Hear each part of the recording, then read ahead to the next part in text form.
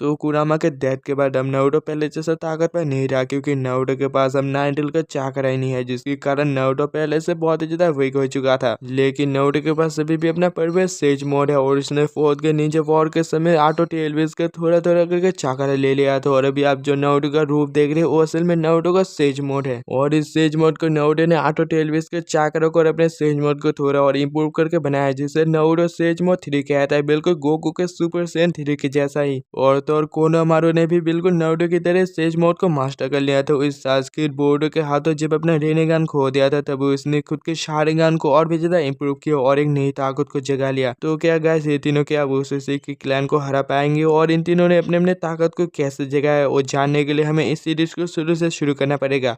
तो स्टार्टिंग में हम बोर्डो, सैड और मिस्की तीनों को एक मिशन पे देखते हैं, जो कि एक बिल्ली पकड़ने का होता है, और तीनों उस बिल्ली को पकड़ के उसके असली ओनर को जाकर दे देता है। अब तो ये हद हो गई, दिन ब दिन हमें बहुत ही बेकार मिशन मिल रहे हैं, कभी डॉग को नहलाओ, कभी बिल्ली को पकड़ो। हम जाकर रिसेप्शनिस्ट से चलो बात करते हैं, जिसके बाद बोर्डो रिसेप्शनिस्ट के पास जाके कहते हैं कि इतने अच्छे अच्छे मिशन पर है, लेकिन तुम्हें क्या हमें इतने बेकार मिशन मिले हैं देने के लिए? अच्छा मिशन है तो दो, वरना हम उस बुढ़ो के पास जाकर बात करते हैं। मुझे माफ करना सर, लेकिन कैनेंस को फिलहाल ऐसे ही मिशन मिलेंगे। बोर्डो, तुम नहीं सुधरोगे ना, तुम आखिर के यहाँ पर हंगामा क्यों कर रहे हो? लॉस सेवन फिलहाल बहुत ही बिजी है, इसलिए तुम उनसे बात नहीं कर सकते हो, और वैसे भी तुम्हारे बाकी दोस्त भी तो ऐसे मिशन कर रहे थे, तुम्हें ऐसे मिशन करने में क्या दिक्कत है? बात सिंपल है कि मेरे जैसे स्किलफुल निंजा को ऐसे लो रैंक मिशन शोभा नहीं देता है। लगता है कि पहले मिशन का नशा अभी तक तुम्हारे ऊपर से नहीं उतरा है, तुमसे भी थोड़ी देर वेट करो। लॉस सेवन का मीटिंग खत्म होते ही मैं उनसे बात करूंगा कि तुम्हारे लायक कोई मिशन है या नहीं। अच्छा ठीक है, तो भी तो मैं कागेमाशा का न्यू गेम खरीद के लाता हूँ, आज रिलीज होने वाला था। जिसके बाद बोर्डो कागेमाशा का न्यू गेम खरीद लेता है, तभी आवाज साथ आके कहता है, बोर्डो जल्दी चलो, कोना हमारे सेंसर ने हमें बुलाया है। कुछ बैंक रोबर ने बैंक को लूट दिया है और खुद को अंदर ही बंद कर दिया है। ये हुआ ना कोई मेरे लायक मिशन है, मैं उन बैंक रोवर्स को पकड़ूंगा और सभी मेरे जय जयकार करेंगे, कितना मजा आएगा। जल्दी से चलो साड़ा, हमारे पास ज्यादा समय नहीं है। उसके बाद बोर्डो जैसे उस जगह पर पहुंचता है, उसका पूरा मूड ही खराब हो जाता है, क्योंकि वो बैंक रॉबर काफी अजीब हरकत कर रहा था और उसे देख के लग ही नहीं रहा था कि वो बैंक लूटने आया है। बैंक के अंदर जितने भी लोग थे, हमने पहले उन सभी को रेस्क्यू कर लिया है, लेकिन इस बंदे ने खुद को बैंक के अंदर बंद कर दिया है, इसलिए हमने तुम सभी को यहाँ पर बुलाया है इससे बात करने के लिए। अगर कोई भी गलती होता है तो ये बंदा खुद के साथ साथ इस पूरे इलाकों को भी उड़ा देगा।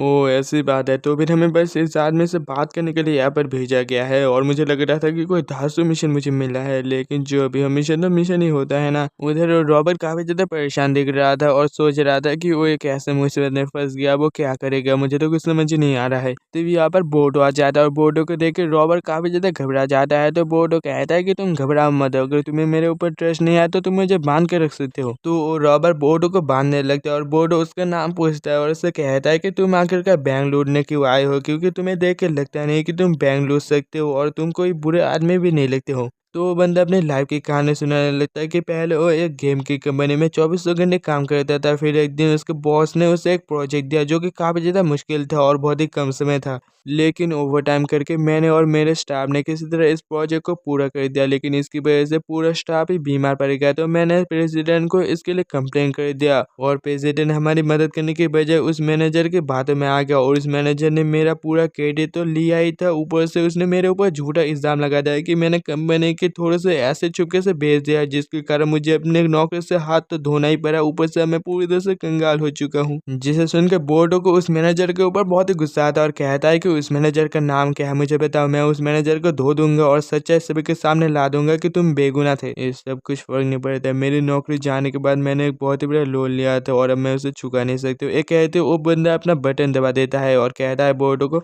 अब 5 मिनट बाद मेरे शरीर में जितने भी पेपर बम लगे वो फट जाएंगे, इसलिए मैं तुम्हें नुकसान पहुंचाना नहीं चाहता हूँ, इसलिए मैं दूसरे कमरे में जा रहा हूँ और तुम्हें किसी तरह ऐसा निकल जाना। तभी बोर्डो के पॉकेट से वही कागेमाशा का गेम निकलता है, जो कि कुछ समय बाद ही उसने खरीदा था, जो देख के वो रॉबर हैरान हो जाता है कि इस गेम को तो उसी ने बनाया था। अरे रॉबर भाई, आपने इस गेम को बनाया है ना, ये गेम सच में बहुत ही ज्यादा मजेदार है, मैंने इसे खेला है और मुझे इस गेम का नेक्स्ट पार्ट भी जल्दी से चाहिए, और आप ही अगर मर जाएंगे तो इस गेम का नेक्स्ट पार्ट कौन बनाएगा? और मुझे पूरा यकीन है कि इतने अच्छे टैलेंट के साथ तो कोई ना कोई कंपनी आपको काम में रख लेगा। जिसे सुनकर रॉबर अपने मरने के के प्लान को कैंसिल कर देता है और उस बम को बंद कर देता है, लेकिन वो बम बंद नहीं हो रहा था। जिसे देख के रॉबर्ट बहुत ज्यादा घबरा जाता है। तो बोर्ड अपने को शैडो कलर बना लेता है और इस बम के ऊपर अपना हाथ रख के लाइट स्टार जुस्सो का यूज करता है। वही बाहर सारा सोच रहे थे कि बोर्ड अभी तक बाहर क्यों नहीं आया, तभी उसे लाइट नहीं दिखाई देती है। तो सारा दौड़ के अंदर जाती है, तभी बोर्डो और वो बंदा बाहर आते हुए दिखाई दे रहा था, दोनों सही सलामत। फिर कुछ टाइम बाद वो ऑफिसर बोर्डो को कहता है कि तुमने अपना मिशन बहुत ही अच्छे से पूरा किया और हमें उस आदमी की जांच करने के बाद पता चला कि उसके शरीर में जितने भी पेपर बम लगे थे वो सारे नकली थे, लेकिन उसने काम तो गलत किया है, इसलिए उसे सजा मिलेगी, लेकिन शायद कम सजा मिलेगी। तो फिर उसके शरीर में लगे हुए पेपर बम नकली थे। मैं खामखा इतने सीरियस हो गया था, लेकिन अब वो क्या करना चाहता है। उसके बाद रॉबर्ट उस पुलिस आदमी को कहता है कि पहले तो मैं अपने आप को मारने वाला था, लेकिन कुछ लोग मेरे पास आए और उन्होंने कहा कि मैं अगर बैंक में जाके तमाशा करूँ तो वो लोग मुझे बहुत सारे पैसे देंगे।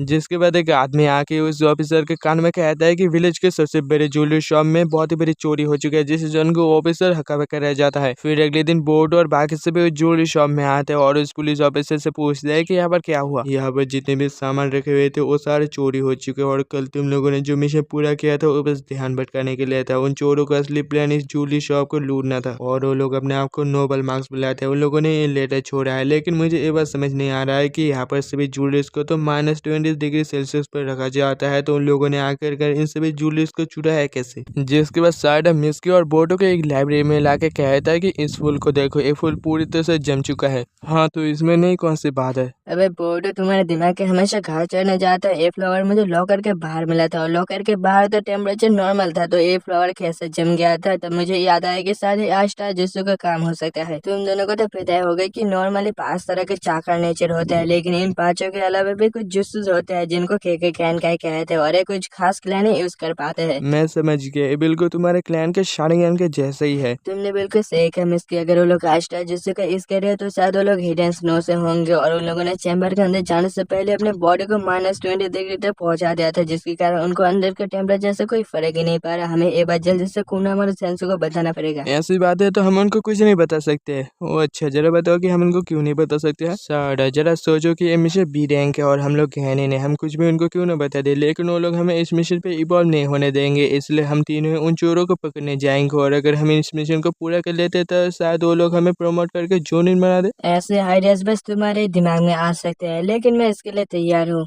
और हाँ, मैं भी तैयार हूँ। जिसके बाद हम शिकाराई को देखते हैं जो कि उबा से लेके घर जा रहा था। वही पर कुछ बच्चे मेंढक के ऊपर पेपर बम लगा रहे थे, लेकिन वो गलती से उस बच्चे के हाथ में ही फंस जाता है। तो शिकाराई उस बच्चे को बचाने के चक्कर में उसके शोगे के पीस गिर जाते हैं। वहीं पर एक लड़का शिकाराई की एक शोगे के पीस उठा के और से चला जाता है। फिर कुछ टाइम में शिकाराई अपने शोगे के पीसेस को देख रहा था, लेकिन वहाँ पर एक पीस कम था। तभी वहाँ पर वही लड़का आके कहता है, हे मुझे ब्रिज के पास तुम्हारी एक चीज मिली है, क्या तुम इसे ढूंढ रहे थे। हाँ मैं इसे ढूंढ रहा था, लगता है कि उस बच्चे को बचाते हुए मेरे एक पीस वहीं पर गुम हो गया था, तुम्हारा शुक्रिया ये वापस देने के लिए। अरे इसके लिए शुक्रिया कहने की कोई जरूरत नहीं, वैसे आजकल इतने एडवांस गेम आ चुके हैं, लेकिन तुम फिर भी इतने पुराने जमाने के गेम खेलते हो, क्या मैं तुम्हारे साथ एक गेम खेल सकता हूँ। जिसके बाद वो दोनों उस गेम को खेलने लग जाते और खेलते खेलते अब शाम हो जाते। आज तक मेरे डैड के अलावा किसी ने मुझे इतनी बुरी तरह से नहीं हरा है, तुम तो सच में एक गेम बहुत ही अच्छी तरह से खेलते हो। अरे नहीं, मैं इतना भी अच्छा नहीं खेलता, वैसे बहुत देर हो चुकी है तो शायद अब मुझे जाना चाहिए। हाँ तुमने बिल्कुल सही कहा, कब दोपहर से शाम हो गई मुझे तो पता ही नहीं चला। मुझे जल्दी से घर जाना पड़ेगा वरना मेरी मॉम तो मुझे कच्चा चबा जाएंगी। इधर हम बोटो को देखते हैं जो कि एक साइंटिस्ट के पास आया हुआ था और कहता है कि ये आदमी मेरे डैड के आगे पीछे ऐसे में घूमते रहता है और ये साइंटिस्ट भी है, तो मुझे लगता है कि ये हमारे कुछ काम आ सकता है। ये यंगलो, तो बताइए आपको यहाँ पर कैसे आना हुआ, कि आपको फिर से कोई नया गैजेट चाहिए। वैसे हाल ही में मैंने एक नया इन्वेंशन किया है, क्या तो मैं आपको वो दिखाऊं।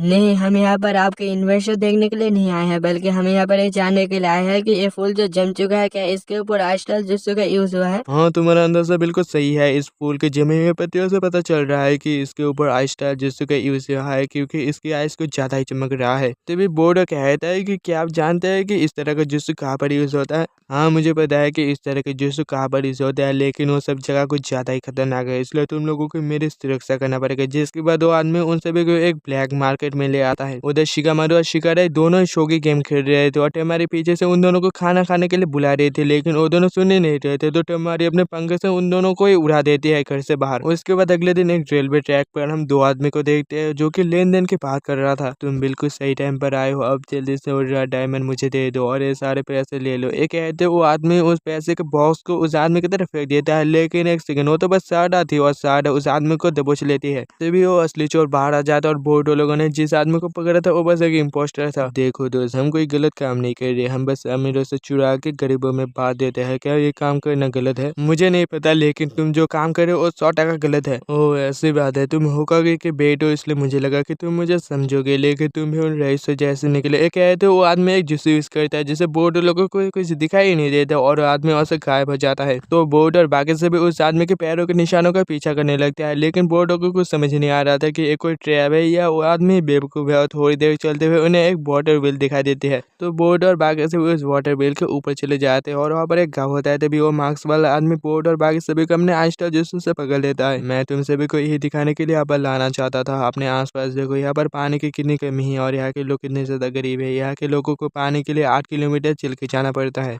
और हमने जो रेड डायमंड चुराया है उसे बेच के हमने यहाँ के वाटर व्हील को ठीक किया है, जिसके कारण यहाँ के लोगों को अब 8 किलोमीटर चल के जाना नहीं पड़ता है पानी के लिए। तो बताओ बोट उस जमा की गरीबों की मदद करना क्या बुरी बात है? एक है तो वो आदमी वहाँ से गायब हो जाता है। फिर शाम के टाइम वो मार्क्स वाला आदमी अपने लीडर के पास जाता है और लीडर कहता है कि तुम ज्यादा फिक्र मत करो, मेरे पास एक बहुत ही अच्छा आइडिया। और ये बात सुन तो मार्क्स वाला आदमी वहाँ से चला जाता है। इधर बोर्ड एक जगह पर बैठ कर सोच रहा था कि वो मार्क्स वाला आदमी जो कर रहा है वो तो सही कर रहा है, तो क्या उसे ये मिशन पूरा करना चाहिए या फिर नहीं। तो यहाँ पर कोनामोटो आ जाता है और कोनामोटो कहता है कि मेरे मना करने के बावजूद तुम इस मिशन पर गए हो, अब ज्यादा सोचो मत, तुम बस इससे दूर ही रहो तो अच्छा है। फिर कुछ टाइम बाद ऑफिसर सभी ज्ञान को कह रहा था कि अब तुम सभी को उन चोर माफिया को ढूंढने का मिशन मिलता है और कुछ भी अगर अजीब दिखाई देता है तो सीधा हमें इन्फॉर्म करना और कुछ भी अकेले करने की कोशिश मत करना, वरना बहुत ही बुरा हो सकता है। इसलिए पहले मैं तो उन सभी को वार्न कर दे रहा हूँ। जिसके बाद सभी ज्ञानी लोग अकेले में डिस्कस कर रहे थे कि हम समझ गए कि उन चोरों से हमें सीधा जाके लड़ना नहीं है, लेकिन उन चोरों ने भी क्या शपथ लेके रखा है कि वो लोग हम ज्ञानी के ऊपर हाथ नहीं उठाएंगे। तुम कह तो बिल्कुल सही रहे हो बोटो, लेकिन हमें जो मिशन मिला है उसे तो हमें पूरा करना ही पड़ेगा ना। जिसके बाद हम उन चोरों को देखते हैं जो कि एक शॉप को लूट कर भाग रहे थे। ईबाबे की टीम एक कंस्ट्रक्शन साइट में काम कर रहे थे, तो ईबाबे अपने अर्थ वॉल से उन चोरों को पकड़ लेता है, लेकिन वो चोर अपने आस्टा जुस्सू से उस दीवार को तोड़ देते हैं। उसके बाद वो चोर अपने आस्टा जुस्सू से डैंकी के ऊपर हमला करता है, तो मेटल डैंकी को बचाने के चक्कर में खुद घायल होकर हॉस्पिटल में भर्ती हो जाता है। तुम सभी को पहले वार्न किया गया था ना कि उनसे भी लेने की कोशिश करनी है, लेकिन तुमने हमारी वार्निंग को नजरअंदाज करके उनसे लेने चले गए। अब तुम सभी को इस मिशन को पूरा करने की कोशिश करनी है, घर पे जाकर आराम करो। एक है तो वो ऐसे चला जाता है। जिसके बाद बोर्ड और बाकी सभी एक दूसरे से बात कर रहे थे। ये टीवी में न्यूज चल रहे थे जहाँ पर सभी आम जनता बात कर रहे थे कि वो चोर जो काम कर रहे हैं वो सही कर रहे हैं, अमीरों से लूट के हम सभी गरीबों में बात दे रहे हैं, जिसके कारण सभी गरीब लोग उन चोरों के साथ थे। लेकिन बोर्ड को ये सब अच्छा नहीं लग रहा था, पता नहीं क्यों, लेकिन उसे ये सब सही नहीं लग रहा था। उधर चोरों की टोली एक दूसरे शॉप को लूटने के प्लान बना रहा था, लेकिन योगी कहता है कि उस एरिया पर मुझे एक काम है तो मैं उस शॉप को लूटने नहीं जा सकता, तो आप सभी उस शॉप को लूट लेना। एक कहते तो योगी वहाँ से चला जाता है। बॉस आपको क्या लगता है कि हम इस लड़के के ऊपर भरोसा कर सकते हैं?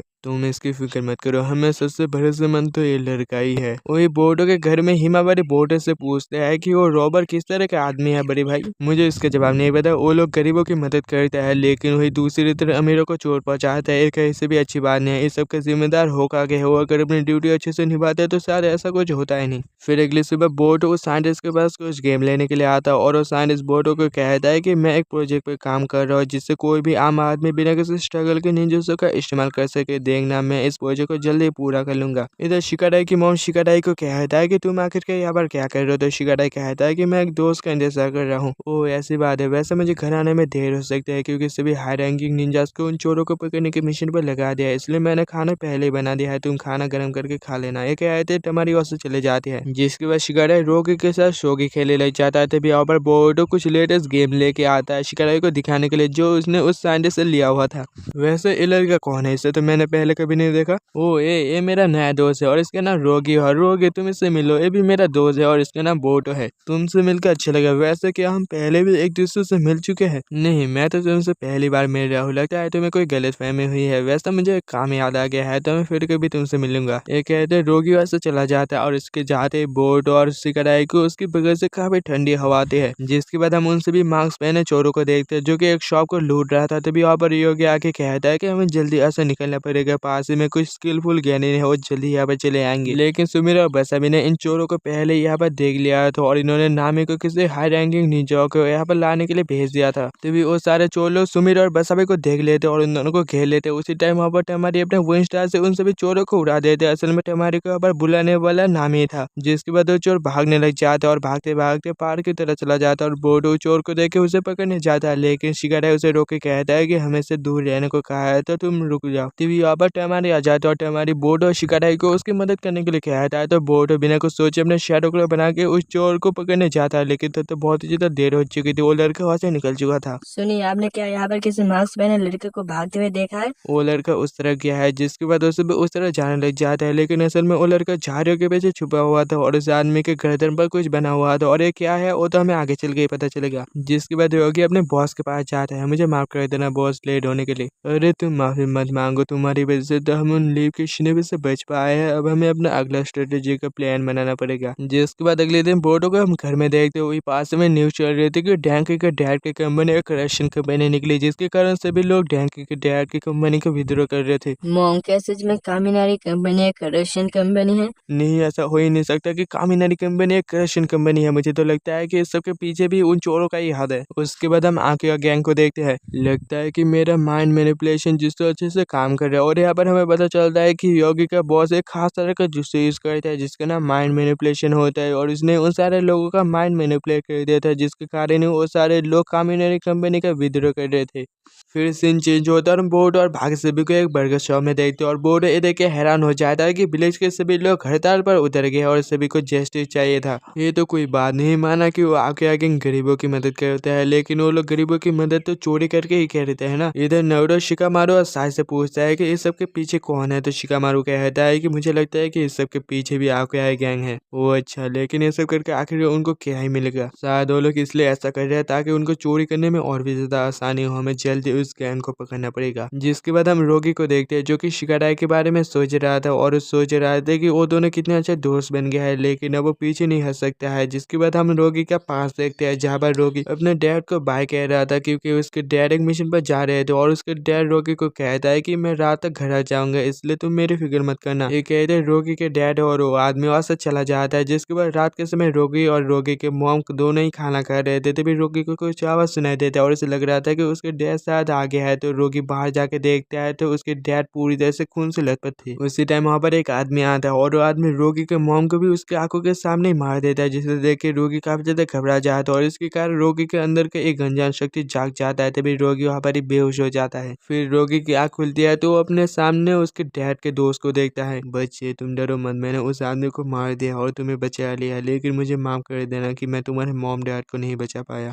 जिसे देख के रोगी फूट फूट के रोने लग जाता है। बच्चे तुम अगर रोगे तो तुम्हारे मॉम डैड की आत्मा को कभी शांति नहीं मिलेगी। तुम अगर चाहते हो कि तुम्हारे मॉम डैड की आत्मा को शांति मिले तो तुम अपने डैड के लेगेसी को आगे ले जाओ। मैं तुम्हें वो हर एक चीज सिखाऊंगा जो तुम्हारे डैड करते थे। जिसके लिए रोगी मान जाता है। फिर गैको रोगी को अपने साथ ले जाते हुए कहता है कि तुम्हारे डैड और मैं शिनोबी के काम के अलावा भी और भी काम करते थे। एक कहते हैं गैको रोगी को अपने आकुया गैंग से मिलाता है। हमें कैसी दुनिया बनाना चाहता है जहाँ पर ना तो कोई अमीर होगा ना तो कोई गरीब। ये कहते हैं गैको रोगी को एक रूम में ले जाता है जहाँ पर पहले से बहुत से चोरी के सामान वहाँ पर रखे हुए थे। उसी टाइम वहाँ पर कुछ बहुत ही मजबूर और गरीब लोग आते हैं जो कि गैको से मदद मांग रहे थे। तो गैको बिना कुछ सोचे उन ज्वेलरी से थोड़ा ज्वेलरी लेके उन सभी गरीबों को दे देते हैं। देखा रोगी निंजा वॉर के बाद हमारी समाज कितनी ज्यादा सड़ गई है। जो गरीब थे वो और भी ज्यादा गरीब होते गए, जो अमीर थे वो और भी ज्यादा अमीर होते गए। हम बस उन अमीरों से चुरा के उन गरीबों को बांट देते हैं जिनको अच्छे से खाना और पानी नसीब नहीं होता है। प्रेजेंट में हम शिकाराई को उसी जगह पर देखते हैं जहाँ पर वो रोगी दोनों एक साथ शोगी खेलते थे। तभी यहाँ पर रोगी आ जाते और दोनों एक साथ शोगी खेलने लग जाते और वहाँ पर शोगी खेलते खेलते वहाँ पर रात हो जाती है। योगी, क्या मैं तुमसे एक सवाल पूछ सकता हूँ? क्या तुम याकुआ गैंग के मेंबर हो? नहीं, लेकिन तुम्हें आखिरकार ऐसा क्यों लगा? क्योंकि कोई अनजान पर्सन जब भी किसी भी विलेज में जाता है तब उसे किसी भी कंपनी या किसी भी चीज में ज्यादा जानकारी नहीं होती, लेकिन तुम्हें कामिनारी कंपनी के बारे में सब कुछ पता है। इसका मतलब तुमने शुरू से कामिनारी कंपनी के ऊपर नजर रखी है। तो फिर तुम्हें सब कुछ पता चल गया है क्या? तुम भी मुझे बाकियों की तरह ले पुलिस के हवाले कर दोगे? नहीं, मैं तुम्हें नहीं पकड़ूंगा, बल्कि तुम्हारे बारे में किसी को भी नहीं कहूंगा। लेकिन मैं बस ये चाहता हूँ कि तुम ये सब करना छोड़ दो, क्योंकि कम समय से ही लेके तुम और मैं एक अच्छे दोस्त बन गए हैं और इसका एहसास शायद तुम्हें भी हो चुका है। इसलिए मैं नहीं चाहता है कि तुम ऐसा करते हुए पकड़े जाओ और मारे जाओ।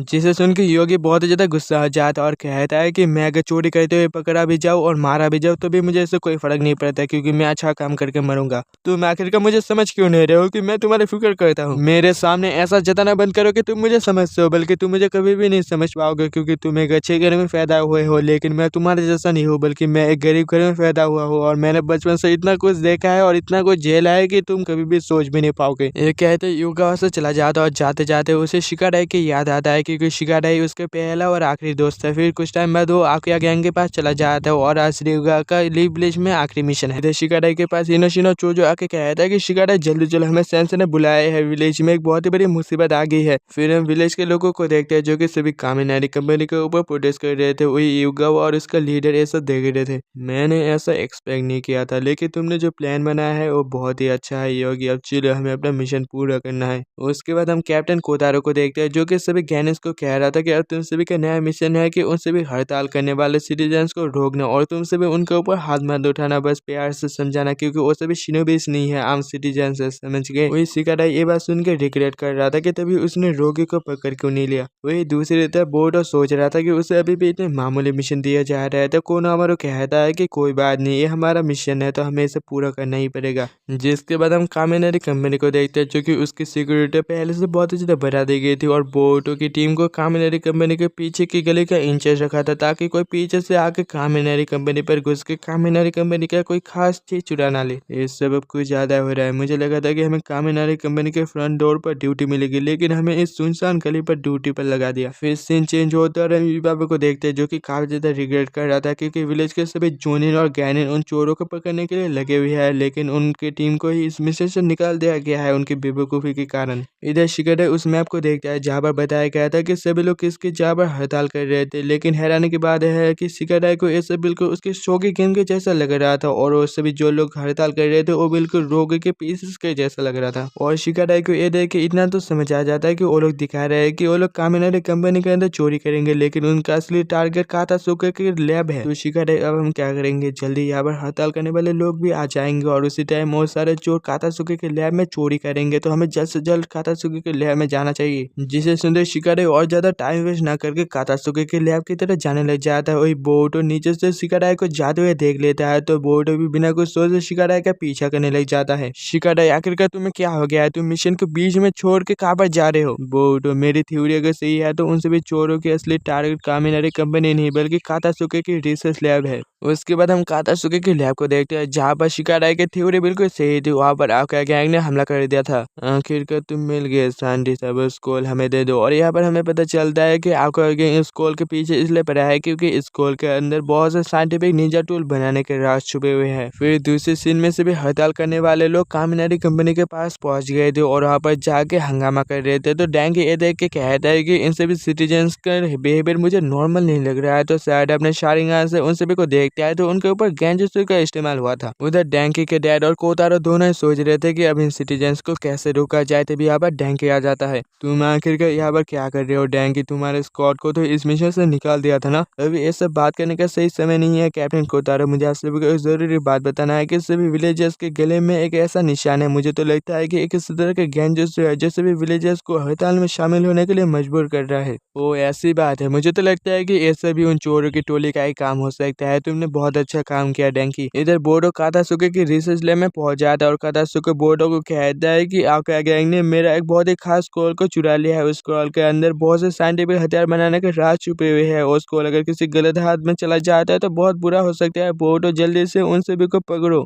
उधर बेवका अगेन उस स्क्रॉल को लेकर लीवले से निकलने की प्लानिंग कर रहा था, तो रोगी अपने लीडर से पूछता है कि आखिरकार इस स्क्रॉल से हमें क्या मिलेगा। तो उसका लीडर कहता है कि इस स्क्रॉल को बेच के हमें इतना सारा पैसा मिलेगा जिससे हमें एक विलेज की गरीबी मिटा सकती है और इसके बावजूद शायद हमारे पास कुछ पैसे बच जाए। उसी दिन चोजो अपने एक्सपेंसिव जुस्सु से उनके ऊपर हमला कर देता है, जिसके बाद वहाँ पर बोर्ड और बाकी सभी भी आ जाता है। हम लोग तो विलेज से काफी दूर आ चुके हैं, तो तुम लोगों ने आखिर कैसे पता लगाया कि हम लोग यहाँ पर हैं? तुम लोगों को क्या लगा कि हम लोग बेवकूफ है? कातासुके ने तुम्हारे जाने से पहले तुम लोगों रोगी के ऊपर एक जीपीएस ट्रैकर लगा दिया था, जिसके कारण ही हम यहाँ तक पहुँच पाए हैं। अब जल्दी से उस कॉल हमें दे दो। बॉस और रोगी तुम दोनों यहाँ से निकलो, इन बच्चों को मैं संभालता हूँ। जिसे सुनते रोगी और उसका बॉस वहाँ से चला जाता है, जिसे देख के बोर्ड और शिकाराई भी उनका पीछा करने लग जाता है और इधर इनोशिन और चो जो उस बंदे को संभालने लगता है। ये देख के वो बंदा अपने फास्ट आय से उनके ऊपर हमला कर देता है और इनोशिन के 20 कॉल को भी तबाह कर देता है। तभी वो नोटिस करता है कि वो हिल ही नहीं पा रहा था, क्योंकि वहाँ पर शिकामारू ने अपने शैडो पैरालिसिस जिससे उस बंदे को पकड़ लिया था और शिकामारू उसे बेहोश कर देता है। बड़ी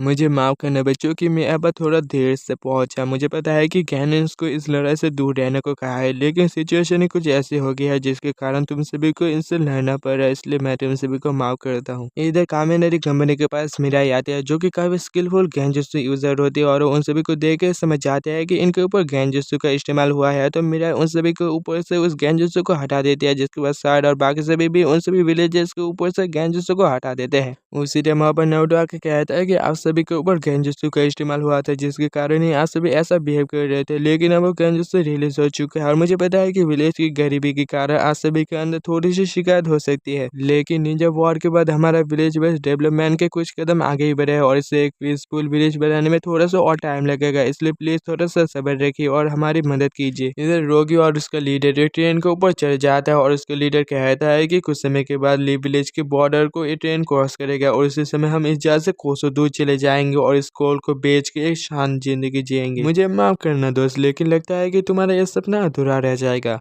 तो फिर तुम दोनों छचुंदर हमें यहाँ पर पकड़ने के लिए आए हो, यहाँ से चले जाओ बच्चे, वरना खामोखा मारे जाओगे। रोगी उस दिन मैंने तुम्हें इतना कुछ समझाया, लेकिन तुम नहीं समझे। लगता है कि यही तुम्हारा लीडर है जिसने तुम्हारे दिमाग में ऐसा भर दिया। मुझे तो लगता है कि बाकी की तरह इसने भी तुम्हारा ब्रेन वॉश कर दिया है। ये बात सुनते रोगी का सर बहुत ही तेजी से दर्द करने लग जाता है, तो गैको एक जुत्सु यूज करता है, जिससे वहाँ पर चारों तरफ आइस फैलने लग जाती है और बोरुतो और शिकाराई दोनों एक आइस वॉल के अंदर फंस जाते हैं। बोरुतो मुझे लगता है कि ये आइस कोई नॉर्मल आइस नहीं है, इसलिए तुम थोड़ा सा संभल के रहना। वही बोरुतो उस आइस को देखते देखते गेंजुत्सु के अंदर चला जाता है और बोरुतो शिकाराई को देखता है, तो उसे लगता है कि शायद शिकाराई बैकुआ गैंग का मेंबर है। तो बोरुतो बिना कुछ सोचे शिकाराई के ऊपर एक मुक्का मार देता है और देख के शिकाराई को भी कुछ समझ नहीं आ रहा था कि बोरुतो उसके ऊपर हमला क्यों कर रहा है। तो वे शिकाराई बोरुतो के पीछे मिरर को देखते हैं और इसे देख के शिकाराई को समझ आ जाता है कि बोरुतो के ऊपर गेंजुत्सु हुआ है। तो शिकाराई बिना कुछ सोचे वहाँ पर जितने भी मिरर थे उन सभी को तोड़ देता है, ताकि शिकाराई भी गेंजुत्सु के अंदर न चला जाए। उसी टाइम बोरुतो स्मोक बॉम्ब से वहाँ पर हमला करता है और शिकाराई के सीधे सामने जाके अटैक करता है। तो शिकाराई उसके ऊपर हमला करता है, लेकिन वो बस बोरुतो का एक शैडो क्लोन होता है, जिसके बाद असली बोरुतो पीछे से शिकाराई के ऊपर हमला करता है।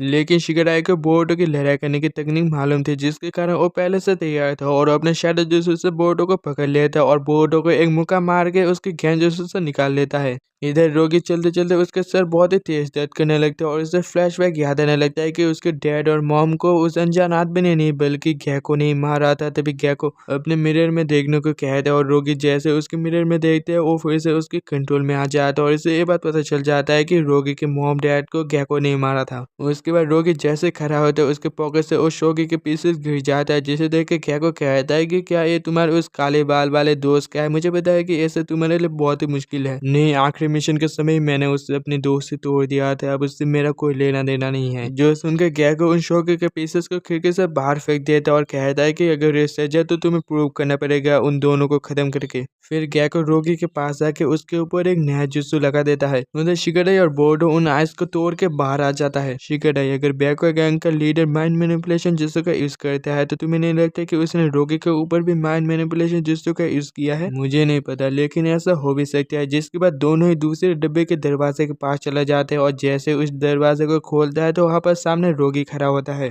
और रोगी अंधाधुंध अपने आंस नीडल से उनके ऊपर हमला करने लग जाता है। उधर गैको बैकुआ गैंग के दूसरे मेंबर के पास जाता है जो कि उस ट्रेन को चला रहा था और गैको उस मेंबर को खत्म कर देता है, क्योंकि उसका प्लान इस कोल को लेके यहाँ से अकेले भागने का था। इधर बोरुतो और शिकाराई को लगता है कि रोगी को क्रॉस करके साथ दूसरे डब्बे में जाना पॉसिबल नहीं है, तो वो दोनों ऊपर से दूसरे डब्बे में जाने की कोशिश करता है, लेकिन तभी वहाँ पर रोगी आ जाता है। बोरुतो तुम यहाँ से जाओ, इसे मैं संभालते हो। जो सुनकर बोरुतो यहाँ से चला जाता है और रोगी इनके ऊपर हमला करने के लिए आगे बढ़ता है, लेकिन तभी वो देखता है कि वो हिल नहीं पा रहा आता है क्योंकि शिकाराई ने अपने शैडो पैरालिसिस जुत्सु से रोगी को पकड़ लिया था। रोगी, आखिरकार तुम समझ क्यों नहीं रहे हो कि तुम्हारा लीडर बस तुम्हारा इस्तेमाल कर रहा है और कुछ नहीं। लेकिन रोगी शिकाराई की एक भी बात नहीं सुनता और जैसे अपने पास्ट को याद करता है उसका सील और भी ज्यादा पावरफुल हो जाता है और रोगी जैसे अपने आस्टा जुत्सु से शिकाराई के ऊपर हमला करता है उस ट्रेन के छत टूट जाते हैं जिससे शिकाराई नीचे गिर जाता है। रोगी, तुम जरा खुद को देखो, क्या तुम यही बनना चाहते थे, एक मॉन्स्टर? जो सुन के रोगी और भी ज्यादा गुस्सा हो जाता है और इससे रोगी के सील और भी ज्यादा पावरफुल हो जाता है। उधर गैको ट्रेन के डिब्बे को अलग कर रहा था ताकि वो यहाँ से सही सलामत अकेले भाग सके। उसी टाइम वहाँ पर बोर्डो आ जाता है और गैको बोर्डो को देख के उसके सामने से हट जाता है और बोर्डो के सामने एक मिरर था जो देख के बोर्डो को लग रहा था कि शायद वो गैको के गेंजुत्सु में फिर से आ जाएगा, जिसके कारण बोर्डो थोड़ा सा केयरलेस हो जाता है और इसी मौके का फायदा उठा के गैको बोर्डो की लात मारता है और बोर्डो जैसे पीछे हटता है उसके पीछे शिकाराई होता है। फिर गैको ट्रेन के डिब्बे को इंजन से अलग कर देता है और वो बहुत ही ज्यादा खुश दिख रहा था क्योंकि उसका प्लान अब सक्सेसफुल हो गया था। इधर रोगी बहुत ही गुस्से से शिकाराई के पास आ रहा था क्योंकि उसे लग रहा था कि शिकाराई शायद उसके मॉम डैड का हथियारा है। रोगी, यार मेरे भाई, इतने चाकर रखे यूज मत करो वरना तुम मर जाओगे। क्या तुम भूल चुके हो कि हम दोनों ने एक साथ कितने अच्छे पल बिताए हैं, चाहे वो कुछ समय ही क्यों ना हो, लेकिन हमने अच्छे पल बिताए थे।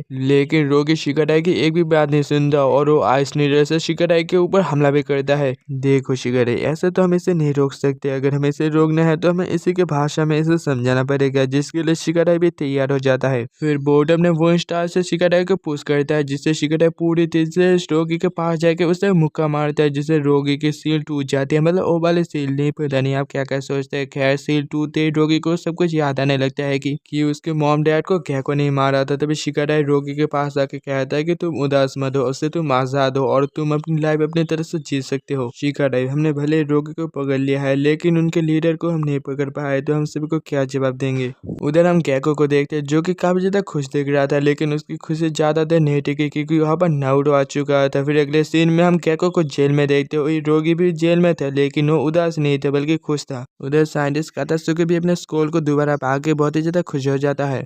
फिर कुछ दिनों बाद विलेज में वापस शांति आ गई थी और नारुतो कहता है कि ये जो शांति है वो आप सभी के बदल लेती है और बैकुगा ज्ञान वाले इंसिडेंट के समय सभी गेनिन्स को इस मिशन से दूर रहने को कहा था, लेकिन सिचुएशन के हिसाब से उन्होंने जो स्टेप लिया है वो काबिले तारीफ है। वही इबाबे ये बात सुनते काफी ज्यादा उदास हो जाता है क्योंकि सभी गेनिन्स ने अपने अपने काबिलियत को बहुत अच्छे से सभी को दिखाया, लेकिन बस उसकी टीम ने अपने अपने काबिलियत को नहीं दिखा पाया, उल्टा उसकी टीम को इस मिशन से सस्पेंड भी कर दिया गया था। तभी नारुतो इस जरूरी अनाउंसमेंट करता है कि जूनियर एग्जाम इस महीने होने वाला है और ये बात सुनते इबाबे अपना माथा पकड़ लेता है कि उसने तो जूनियर एग्जाम की तैयारी अभी तक शुरू ही नहीं की। उसके बाद अगले सीन में हम जूनियर एग्जाम के बारे में इबाबे को डैंकी और मेटल के सामने देखते हैं क्योंकि वो हर साल एक ज्ञानी बने नहीं रहना चाहता है। मैंने सुना है कि जूनियर एग्जाम में कुछ चुनिंदा लोग गैजेट हो पाते हैं, तो अगर हम इस साल गैजेट ना हो पाए तो इसमें शर्माने वाली कोई बात नहीं है, हम अगले साल ट्राई कर सकते हैं। देखो मेटल, हमने ज्ञानी एग्जाम पास करके इस हेडबैंड को किस लिए हासिल किया, ताकि हम जूनियर एग्जाम दे के एक असली निंजा बन पाए, ना कि कोई नाम का निंजा। और अगर हमें जूनियर एग्जाम में पार्टिसिपेट करना है तो हमें अपने सेंस के हर एक बात मानना पड़ेगा, वरना हमें पहले की तरह फिर से सस्पेंड कर दिया जा सकता है। वैसे हमारा सस्पेंशन अभी तक खत्म नहीं हुआ है और इसके कारण अगर हम जूनियर एग्जाम में पार्टिसिपेट न कर पाए तो सभी लोग हमें फेलियर कह के पुकारेंगे।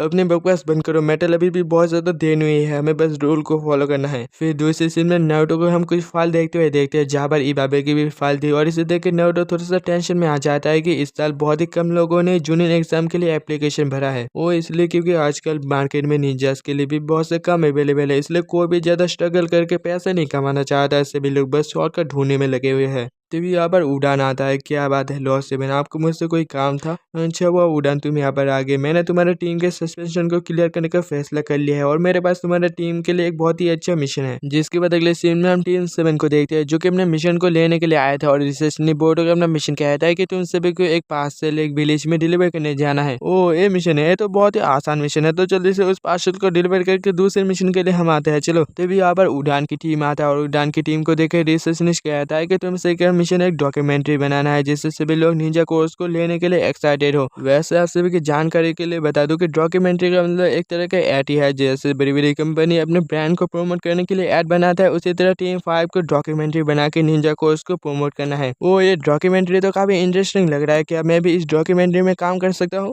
मुझे माफ करना सर, लेकिन जिसके जो मिशन मिला है उसे वही मिशन पूरा करना पड़ेगा। तभी कोने हमारे बोर्डो को पकड़ के वहां से ले जाता है। फिर अगले सीन में टीम 5 की डॉक्यूमेंट्री की शूटिंग चल रही थी, लेकिन मेटल कैमरा को देख के काफी ज्यादा नर्वस हो रहा था। अबे यार इन बच्चों को मैं क्या करूँ। देखो बच्ची, यहाँ पर हम कोई ड्रामा बनाने की शूटिंग नहीं कर रहे। तुम्हें देखे बहुत से लड़के मोटिवेट होंगे निंजा कोर्स को लेने के लिए, इसे जरा ढंग से एक्टिंग करो। ये कहते हैं कैमरामैन जैसे अपने कैमरा को ऑन कर देता है और तीनों फिर से नर्वस हो जाते हैं। इस तरह से तो हम डॉक्यूमेंट्री को कभी पूरा ही नहीं कर पाएंगे। क्या तुम दोनों कोई निंजुत्सु कर सकते हो? हाँ निंजुत्सु, ये तो हमारे बाएं हाथ का खेल है। एक कहते ईबा भी अपने आस्ट्रा जिसु से वहाँ पर एक अर्थ बॉल क्रिएट कर देता है और मेटल अपने ताजुत्सु से उस अर्थ बॉल को तोड़ के डैंकी के ऊपर शुरिकन से हमला करता है। लेकिन अब इस डैंकी का एक सस्टेशन जुत्सु होता है। बहुत अच्छे बच्चों, मुझे ऐसा कुछ चाहिए था। क्या तुमसे भी ऐसे ही और कुछ जुत्सु कर सकते हो? तो भी यहाँ पर उड़ाना चाहता और कहता है कि बीच में बोलने के लिए माफी चाहता हूँ, लेकिन ये सब हमें इधर बंद करना पड़ेगा क्योंकि इससे हम लोगों को परेशानी हो रही है और उनको चोट भी आ सकती है। अगर हमें अच्छे सीन शूट करना है तो हमें इन छोटे मोटे प्रॉब्लमों को इग्नोर करना पड़ेगा। एक काम करते हैं, कुछ टाइम के लिए हम इस रोड को ब्लॉक कर लेते हैं शूटिंग करने के लिए। मुझे माफ करना, लेकिन मुझे इस मिशन से ज्यादा पब्लिसिटी की ज्यादा चिंता है, इसलिए हम इस मिशन से बाहर निकलते हैं।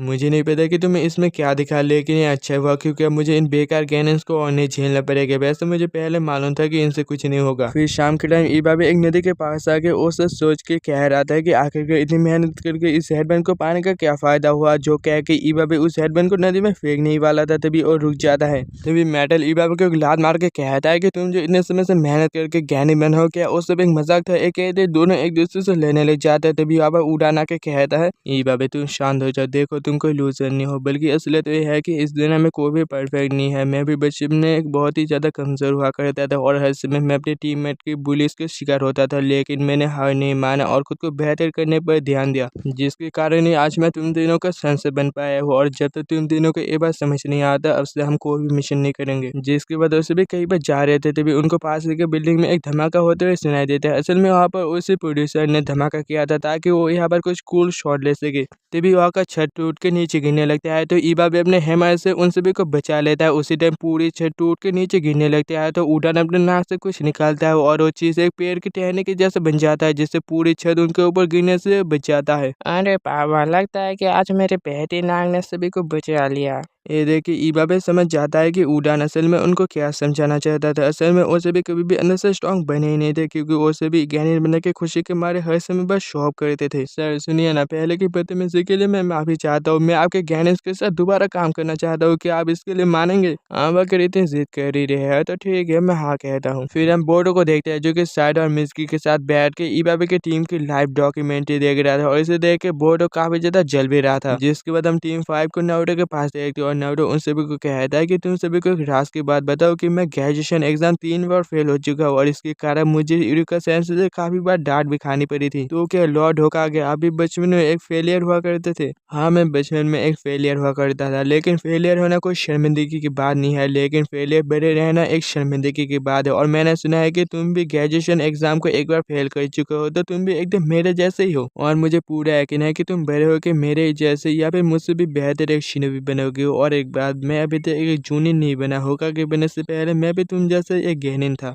उसके बाद हम कुछ चोरों को देखते हैं जो कि एक शॉप को लूट के एक टनल के अंदर छुपने के लिए आ गए थे। तभी उनको उस टनल के अंदर एक मॉन्स्टर की परछाई दिखाई देती है, जिसे देख के उससे भी काफी ज्यादा डर जाते हैं और यहाँ से भाग जाता है। इधर बोर्ड की टीम एक मिशन को पूरा करके बाबा जी घर जा रहे थे, तभी कोनामारू उनको बुला के कहता है कि हमें अर्जेंट एक मिशन पर अभी जाना पड़ेगा। क्या कोनामारू सेंस, अभी तो एक मिशन करके हम आए हैं, इतनी जल्दी एक और मिशन पर हम चले जाए? देखो बोर्ड, अभी टाइम नहीं है। साउथ के एक विलेज में कुछ चोरों ने एक टनल पर अपना अड्डा बना के रखा है, तो हमें बस उन चोरों को पकड़ना है। वैसे भी तुम तो ऐसा ही मिशन चाहते थे ना? जिसके बाद टीम 7 साउथ के विलेज में चले जाते थे। भी एक बुरा आदमी वहाँ पर आके कहता है कि तुम सभी जिन चोरों को पकड़ना चाहते थे उन सभी ने हमारे सामने सिलेंडर कर दिया है। तो कोनामारू उन चोरों से पूछने चाहता है कि आखिरकार उन्होंने खुद ही सिलेंडर क्यों कर दिया। तो वो चोर कहता है, तुम में से कोई नहीं बचेगा, उस मॉन्स्टर ने मेरे पूरे गैंग को खत्म कर दिया और मुझे पूरा यकीन है कि वो मुझे ढूंढते ढूंढते मुझे भी मारने जरूर आएगा। अब मैं क्या करूँ, मेरे पास मौत का अपनाने के अलावा और कोई रास्ता नहीं है। ये चोर तो मुझे काफी ज्यादा डरा हुआ लगता है। क्या तुम मुझे बता सकते हो कि वो मॉन्स्टर दिखने में किस तरह का था? वो मॉन्स्टर व्हाइट कलर का था और उसके 3 सर थे और उसकी हाइट कम से कम 10 फीट की थी। वो व्हाइट कलर का मॉन्स्टर लगता है कि मुझे खुद ही इस चीज़ की इन्वेस्टिगेशन करना पड़ेगा, जिसके लिए कोनामोरा उस टनल के पास चला जाता है और उस टनल के अंदर जाते उनको एक निशान मिलता है, जो कि नारुतो इसी निशान के बारे में बात कर रहा था कि ये निशान काफी से रिलेटेड है। तभी मिस्की को कुछ पैरों के निशान मिलते हैं, जो कि काफी बड़ा था और ये निशान उन चोरों का तो बिल्कुल भी नहीं था। तो वो सभी उन पैरों के निशानों के पीछे जाने लगते हैं और कुछ दूर जाते उनको एक गुर्राने की आवाज सुनाई देता है, तो वो सभी अलर्ट हो जाता है। उसी टाइम वही मॉन्स्टर उनके ऊपर हमला कर देता है, तो कोनामोरा उस मॉन्स्टर के हमले को ब्लॉक कर लेता है। ये नहीं हो सकता, आखिरकार ये यहाँ पर क्या कर रहा है? ये तो वाजस्सु है। क्या सच में ये वाजस्सु है जिससे हमारे डैड फोर्थ के निंजा पावर में लड़े थे? हाँ, ये वाजस्सु है, लेकिन मैंने कभी भी इस तरह के 3 सिर वाले वाजस्सु को नहीं देखा था। तभी वाजस्सु लाइटिंग स्टार जिससे से उनके ऊपर हमला कर देता है और उसके दूसरे सर फायर स्टार जिससे से हमला कर देता है और तीसरे सर विंड स्टार से हमला कर देता है। तुम सभी जरा संभल के रहना, ये वाजस्सु 3 तरह के चाकर नेचर का यूज कर सकता है। जिसके बाद कोनामोरा उस वाजस्सु से लड़ने लग जाता है और साइड अपने कुनाल से उस वाजस्सु के गर्दन पर टारगेट करता है और बोर्डो एक लात मार के उन कुनाल को उस वाजस्सु के अंदर घुसा देता है, लेकिन इससे भी उस वाजस्सु को कुछ नहीं होता। तो बोर्डो अपने पॉकेट से एक डिवाइस को बाहर निकालता है, जो कि उस साइंटिस्ट ने उसे दिया हुआ था और बोर्डो उस डिवाइस को उस वाजस्सु की तरफ फेंक देता है, जिससे उस डिवाइस से बहुत ही तेज रोशनी निकलने लगती है और इससे उस वाजस्सु को कुछ नहीं दिखाई देता। और इसी मौके का फायदा उठा के कोनामोरा उस वाजस्सु को घायल कर देता है, जिससे उस वाजस्सु को बहुत ही दर्द होता है और वहां से भाग जाता है। तो टीम 7 उस वाजस्सु के पीछे जाने लग जाता है और वहां पर जाते उनको एक बहुत ही बड़ा फ्लावर दिखाई देता है। फोर्थ के निंजा वॉर के टाइम कागुया ओत्सुकी ने इसी तरह के फ्लावर से वाजस्सु की एक बहुत ही बड़ी आर्मी बनाई थी, लेकिन ये वाजस्सु कुछ अलग टाइप का था और मैंने इस तरह का वाजस्सु कभी भी नहीं देखा था। मिस्की उस फ्लावर के नीचे देखता है तो वहाँ पर एक बहुत ही बड़ी खाई होती है। सेंस है, मुझे लगता है कि वो वाजस्सु इसी खाई के नीचे से भागा होगा। ये फ्लावर 10 साल पुराना है और ये फ्लावर अभी भी सही सलामत है, जिसका मतलब इस फ्लावर के इस खाई के नीचे से चाकरा मिल रहा है। मुझे तो लगता है कि इस खाई के नीचे इस तरह की और भी वाजस्सु हो सकते हैं। ओ ऐसी बात है, तो बेटा हमें जल्द से जल्द जाके उन सभी जासूस को खत्म करना पड़ेगा, वरना आगे चल के वो सारे जासूस हमारे लिए परेशानी बन सकते हैं। तो चलो सेंस से नीचे चलते हैं। नहीं बोट, अब मैं तुम सभी को इस मिशन पर और आगे नहीं जाने दे सकता और मैं अकेले इस मिशन को पूरा करूंगा, क्योंकि तुम सभी ने फोर्थ के निंजा पावर को नहीं देखा है। कागुया ओत्सुकी की एक गॉड जितनी ताकतवर थी और उससे रिलेटेड हर एक चीज बहुत ही ज्यादा खतरनाक है, यहाँ तक कि मेरे लिए भी बहुत ही ज्यादा खतरनाक है। मैं अकेले भी 7 दिन सभी को हैंडल नहीं कर पाऊंगा, इसलिए मैं चाहता हूँ कि तुमसे विलेज में जाके इस सब के बारे में इन्फॉर्म करो। ये कहते कोनामोरा नीचे जाने लगता है, तभी सारा कहता है कि हमें यहाँ से बाहर जाने के लिए एंट्रेंस से होकर जाना पड़ेगा और अगर वो मॉन्स्टर अगर किसी सीक्रेट रास्ते से एंट्रेंस के पास चला जाए तो हमारा खेल तो वैसे ही खत्म है, इसलिए हमारी सेफ्टी के लिए हमें आपके पास ही रहना चाहिए। तुम्हारी बात में तो दम है। अच्छा ठीक है, तुम सभी मेरे साथ आ सकते हो, लेकिन ऐसा वैसा कुछ मत कर देना जिससे मुझे परेशानी हो। जिसके बाद हम उस वाजस्सु को देखते हैं, जो कि उसके जख्म में अब हिलो चुके हैं। तभी यहाँ पर कुछ पेपर बम कुनाया जाता है और यहाँ पर एक धमाका होता है, जिससे वहाँ पर चारों तरफ धूल उड़ जाती है और शायद अपने शारिंगन से देखते हैं तो वो वाजस्सु अभी तक मरा नहीं था और वो वाजस्सु अपने तीनों सर से हमला करता है, जिससे सभी बच जाते हैं और कोनामोरा अपने राशिंगन को एक्टिवेट कर देते हैं और अपने राशिंगन से उस मॉन्स्टर को चीथड़े उड़ा देता है। जिसके बाद उससे भी आगे जाने लगते और आगे जाते उनको वाजस्सु के बहुत सारे ककून दिखाई देते हैं, जो कि अब डिकम्पोज हो चुके थे। उसी टाइम में वाजस्सु उनके पास आता है और उसके पीछे ब्लैक फ्लेम लगा हुआ था। तो उसे भी आगे जाते और आगे जाके वो सभी देखते हैं कि वहाँ पर जितने भी जासूस थे उन सभी के ऊपर ब्लैक फ्लेम जल रहा था। ये तो अमातेरासु है, लगता है कि सास के ऊँची यहाँ पर आया था और इसने पहले इन सभी वाजस्सु को अपने अमातेरासु से चला के रख कर दिया। मुझे लगता है कि तुम सभी को सच जाने का टाइम आ गया है कि सास के एक बहुत ही सीक्रेट मिशन पे गया हुआ है और कागुया ओत्सुकी के रिलेटेड हर एक चीज को ट्रैक करके उसे खत्म कर रहा है। हाँ, डैड ने मुझे पहले इसके बारे में एक बार बताया था। कौन हमारे सेंस से इस सास्के उचिया बहुत ज्यादा स्ट्रांग है। सास्के के पास रेनेगन और मांगी को शारिंगन की पावर है। वो अपने रेनेगन से टाइम और स्पेस को कंट्रोल करके कहीं पर भी जा सकते हैं। अब तक शायद वो यहाँ से चला गया होगा और इस पूरी दुनिया में लॉर्ड 7 जितना ताकतवर बस सास्के ही है। यू कहे तो लॉर्ड 7 का राइवल सास्के उचिया है। क्या सच में? मैंने तो कभी सोचा ही नहीं था कि मेरे डैड के जितना कोई ताकतवर हो सकता है।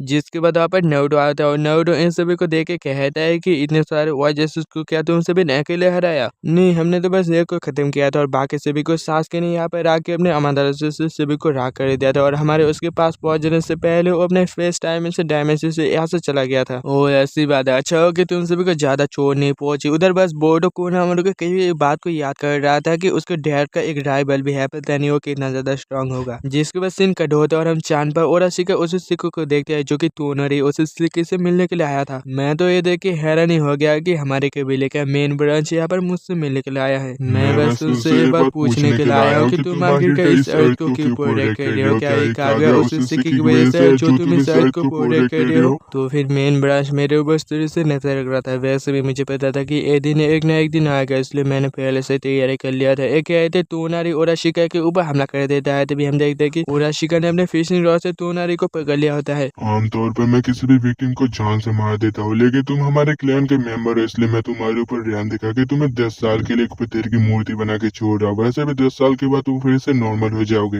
ये कहते ओराशिका ओसुत्सुकी अर्थ की तरफ चला जाता है और अर्थ में हम नारुतो को देखते हैं जो कि जूनियर एग्जाम की तैयारी कर रहा था। तभी यहाँ पर कातासुके आके अपने इन्वेंशन दिखाते हुए कहता है, लॉर्ड होकागे मैंने एक गैजेट बनाया है और मुझे पूरा यकीन है कि आपको एक गैजेट 100% पसंद आएगा, क्योंकि एक गैजेट किसी भी जुत्सु को कॉपी करके उसे यूज कर सकता है। जरा रुको मैं आपको डेमो दिखाता हूँ। ये कहते कातासुके अपने गैजेट से विंग स्टार जुत्सु का यूज करता है।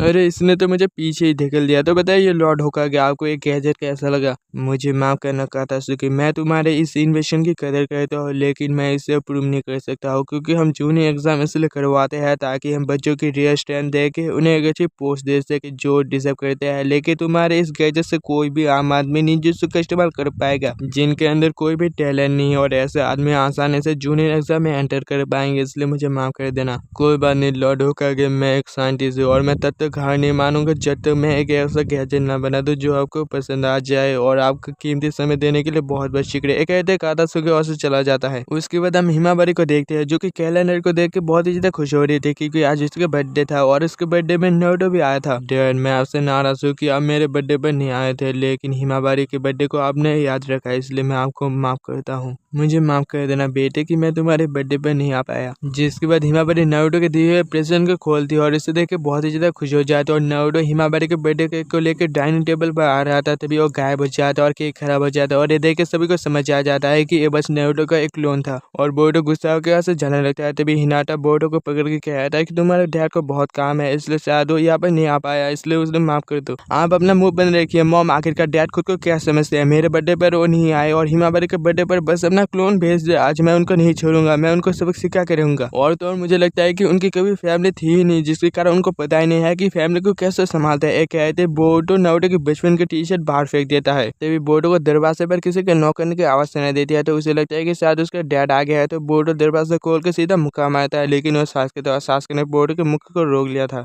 मुझे माफ करना, मुझे लगा मेरा डैड हो। तो फिर तुम नारुतो के बेटे हो, तुम्हारा नाम क्या है? मेरा नाम बोरुतो उज़ुमाकी है। ओ सासुके बहुत दिनों बाद आना हुआ, तो बताओ कैसे आए हो? मैं यहाँ पर नारुतो से मिलने के लिए आया हूँ। क्या नारुतो घर पर है? माफ करना सासुके, नारुतो भी घर पर नहीं है। जो सुन के सासुके वहाँ से जाने लगता है और बोरुतो सासुके को देख के सोचने लगता है कि तो फिर ये है मेरे डैड का राइवल। तभी सासुके को जमीन पर नारुतो का बचपन का टी शर्ट पड़ा हुआ मिलता है। इधर नारुतो बहुत ही थका हुआ कहने लगता है कि मैंने क्या कर दिया, मुझसे एक क्लोन ही संभाला नहीं गया। लॉर्ड होकागे आपको आखिरकार ये क्या हो गया कि आप फिर से यहाँ पर बैठ के ओवर टाइम काम तो नहीं कर रहे थे? मैंने आपको कहा था ना कि घर पर जाके आराम कीजिए, यहाँ का काम मैं संभालूंगा। तभी यहाँ पर सासुके आता है और सासुके नारुतो को एक स्क्रॉल दे दो, कहता है कि ये स्क्रॉल मुझे कागुया के पैलेस पे जाके मिला। और नारुतो उस स्क्रॉल को देखता है तो उसे कुछ समझ नहीं आता। हाँ मुझे पता है, इस भाषा को मैं अपने रेनेगान से भी नहीं पढ़ पाया था। सासुके जरा सुनो, अभी तुमने कागुया के पैलेस के बारे में कहा था ना? हाँ बहुत मुश्किल के बाद आखिरकार मैंने किसी तरह कागुया के पैलेस को ढूंढ लिया था, लेकिन वहाँ पर मुझे कुछ लोगों का सामना भी करना पड़ा था। जिसके बाद हम एक फ्लैशबैक देखते हैं जहाँ पर सासुके अपने रेनेगान से एक बर्फीली जहाँ पर टेलीपोर्ट हो जाता है और जहाँ पर कागुया का पैलेस भी था। और उस पैलेस के अंदर जाते सासुके को स्क्रॉल मिलता है। उसी टाइम एक आदमी उसके ऊपर हमला कर देता है। मुझे लगा नहीं था कि यहाँ पर हमारे अलावा भी कोई आ सकता है। मेरा नाम केन्सिके ओसुत्सुकी और मैं इस जगह को प्रोटेक्ट करता हूँ। ये कहते किन्सेकी अपने हथियार से सासुके के ऊपर हमला कर देता है और सासुके भी अपने शारिंगान से किन्सेकी के मूवमेंट को पकड़ के अपनी तलवार से उसके हमले को बहुत ही मुश्किल से रोक रहा था। जिसके बाद सासुके किन्सेकी का एक सींग काट देता है और देखकर किन्सेकी बहुत ही गुस्से से सासुके को मुक्का मारता है, लेकिन सासुके किसी तरह उस हमले से बच जाता है और आके पूरी जमीनें टूट जाती है। किन्सेकी जरा शांत हो जाओ, इसे जान से मत मारना, इससे अभी भी हमें बहुत कुछ पूछना है। एक सेकंड, क्या तुम्हारे पास रेनेगान है? तो भी तुम कागुया को जानते हो, अभी कागुया ओसुत्सुकी काबर है मुझे बताओ। तुम अगर कागुया ओसुत्सुकी के बारे में बात कर रहे हो तो वो 10 साल पहले मर चुकी है। क्या कागुया मर चुकी है? आखिरकार वो कैसे मरी? तुम आखिरकार और क्या क्या जानते हो, मुझे सब कुछ बताओ। किन्सेकी से पकड़ लो। तो किन्सेकी सासुके को पकड़ने चाहता है, लेकिन सासुके मूर्ति से स्विच होकर मौका पाते अपने टेलीपोर्टर से वहां से भाग जाता है। क्या तुमने अभी कहा कि वो लोग ओसुत्सुकी क्लैन से ताल्लुक रखते हैं? तो फिर क्या एक और नया जंग शुरू होगा? नहीं, फोर्थ के नीचे वॉर के बाद हम एक और जंग नहीं सहन कर पाएंगे और वैसे भी अभी तक हमें पता नहीं है कि वो लोग सच में ओत्सुकी क्लैन से है या नहीं, इसलिए इन्वेस्टिगेशन जारी रहेगा और सभी जो काम करे वो करेंगे। जिसके बाद सास्के नारुतो को उसका टी शर्ट देते हुए कहता है कि ये मुझे तुम्हारे घर के बाहर मिला था और मैं तुम्हारे बेटे से भी मिला था, वो बिल्कुल तुम्हारे जैसा ही है। नहीं, मुझे लगता है कि वो बिल्कुल तुम्हारे जैसा है। जिसके बाद सास्के वहां से जा रहा था तभी वो बोर्डो के यहाँ पर आते हुए देखता है तो सास्के बोर्डो के बिल्कुल सामने चला जाता है।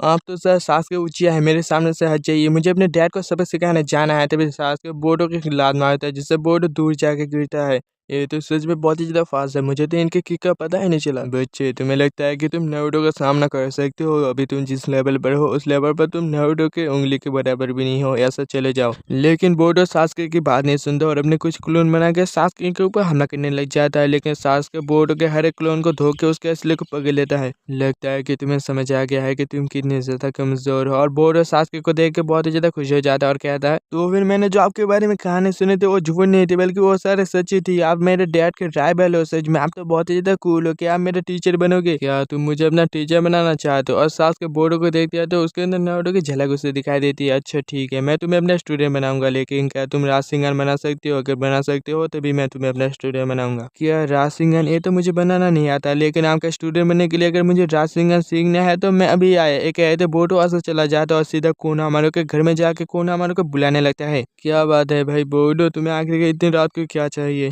कौन हमारे सेंस अभी टाइम वेस्ट करने का समय नहीं है। आप जो अपने वो स्टाइल से एक गुब्बारे जैसा चीज बनाते हो मुझे वो सीखना है। कहीं तुम राशिंगान के बारे में तो बात नहीं कर रहे हो? क्या तुम्हें जूनियर एग्जाम के लिए सीखना है? वही ना बात, अभी ना तुम एक शिनोबी वाली बात कर रहे हो। और ऐसे कहते कौन हमारे रोने लग जाता है, कहता है कि लॉर्ड 4 और लॉर्ड 7 इस जरूरी काम मैं बहुत ही ईमानदारी से पूरा करूंगा। जिसके बाद अगले दिन कौन हमारे बोर्डो का एक वाटर बैलून देते हुए कहता है कि इससे अपने विंच चाकरा से फोड़ो। कौन हमारे सेंस मैं आपसे राशिंगान सीखना चाहता हूँ, ना कि ये वाटर बैलून फोड़ना। आप मुझे राशिंगान सिखाए है ना। और बोर्डो गुस्से से उस वाटर बैलून को जमीन में फेंक देता है। बोर्डो फोद होकागे को राशिंगान सीखने के लिए 3 साल लगे थे और तुम्हारे डैड को 6 महीने, इसलिए राशिंगान सीखना इतना भी आसान नहीं है, तो दोबारा कोशिश करो। जिसके बाद वापस शाम हो जाता है और बोर्डो अपने लाइटिंग चाकरा से उस वाटर बैलून को फोड़ देता है। ओए कोचू, तूने क्या मुझे बेवकूफ समझ कर रखा है? उस वाटर बैलून के अंदर अपना विंस्टा चाकरा डाल के गोल गोल घुमाना है, ना कि लाइटिंग चाकरा, समझे? और उसके बाद हम सास्के को देखते हैं जो कि वापस अपने घर जाता है और साकुरा सास्के को देख के बेहोशी हो जाता है। मुझे तो समझ नहीं आता कि आप दोनों हस्बैंड वाइफ हो के आखिर का मॉम इस तरह कैसे शर्मा सकती है आपको देख के। इधर बोर्डो हिमावरी के साथ बैठ कर पैनकेक बना रहा था, तभी उसे पता चलता है कि ये पैनकेक का मिक्सचर गोल गोल घूम रहा है। तो वो अपने विंच चाकरा से उस पैनकेक के मिक्सचर को गोल गोल घुमाने लगता है, जो देख के बोर्डो को समझ आ जाता है कि कोनामारू उसे क्या समझाना चाहता था। जिसके बाद अगले दिन बोर्डो किसी तरह उस वाटर बैलून को फोड़ देता है, तो कोनामारू इस बार बोर्डो को एक रबर बैलून देता है और बोर्डो दिन रात एक करके उस रबर बैलून को फोड़ने के लिए लग जाता है। और कुछ महीनों की ट्रेनिंग के बाद बोर्डो किसी तरह राशिंगान को चलाना सीख गया था। और सबसे पहले बोर्डो सास्के के पास जाकर राशिंगान उसे दिखाता है कि यार तुम इस छोटे से चीज को राशिंगान कहते हो तो मुझे माफ करना, तुम मेरे स्टूडेंट नहीं बन सकते हो। जो सुनकर बोर्डो गुस्सा होकर उस राशिंगान को फेंक के वहां से चला जाता है। तभी यहाँ पर सारा आके कहते हैं कि बोर्डो पहले इतना ज्यादा मेहनत नहीं करता था, लेकिन आपके आने के बाद बोर्डो बस दिन रात मेहनत ही करता है। तो आपको नहीं लगता है कि बोर्डो को एक और मौका देना चाहिए? अच्छा ठीक है सारा, मैं बोर्डो को अपना स्टूडेंट बनाऊंगा। जो सुनकर सारा खुश हो जाए तो और ये बात बोर्डो को बताना चाहता है, लेकिन बहुत देर तक ढूंढने के बाद भी सारा को बोर्डो का इवेंट भी नहीं दिखाई देता। इधर बोर्डो कातासुके की रिसर्च लैब में आता है और कातासुके बोर्डो को वही साइंटिफिक टूल देते हुए कहता है कि इसकी मदद से फायर स्टाइल, विंग स्टाइल या आता है कि राशिंगान भी यूज कर सकते हैं। आपको अगर ये चाहिए तो मैं आपको दे सकता हूँ यंग लॉर्ड। जिसके बाद अगले दिन बोर्डो सास्के के पास दोबारा जाता है और राशिंगान करके दिखाता है, जो कि अब एकदम परफेक्ट होता है। और ये देख के सास्के हैरान हो जाता है कि बोर्डो ने एक दिन की ट्रेनिंग से राशिंगान को मास्टर कर लिया है। आपने क्या मुझे अपने डैड की तरह समझा है, जो कि एक jutsu परफेक्ट करने के लिए सालों लगा, तो मैं उनसे बहुत ही अलग समझे। तो कि अब मुझे अपने स्टूडेंट बनाओगे? अच्छा ठीक है, तुम मेरे स्टूडेंट बन सकते हो। जो सुन के बोर्डो बहुत ही ज्यादा खुश हो जाता है और एक्साइटेड में उसका वो डिवाइस दिख जाता है और सास्के इसे नोटिस कर लेता है। जिसके बाद हम मोमोशिकी को देखते हैं, जो कि काओगा के हर एक पैलेस में जाके उसके छोड़े हुए स्कूलों को ढूंढ रही थी, लेकिन वहाँ पर अब एक भी स्कूल नहीं बचा हुआ था। तभी यहाँ पर एक और उसके आता है। तो बताओ, तुम्हें जो चाकरा फूड ढूंढने के लिए भेजा गया था वो मिला तुम्हें? अरे लॉर्ड मोमोशिकी, हमें 10 सदियों बाद एक दूसरे से मिले और सीधा काम की बात। अच्छा ठीक आप गुस्से मत होइए, मुझे वो चाकरा फूड मिल गया है। ये कहते ओराशिका एक पोर्टल ओपन करता है। मुझे इस ग्रह से बहुत ही ज्यादा चाकरा महसूस हो रहा है। तो इसी जगह की इंचार्ज कागुया थे, ये कहते ओराशिका उस पोर्टल के अंदर चला जाता है। ओह अच्छा, तो भी तुम कहना चाहते हो कि इस ग्रह का डिवाइनिटी 9 बीस्ट में डिवाइड हो चुका है।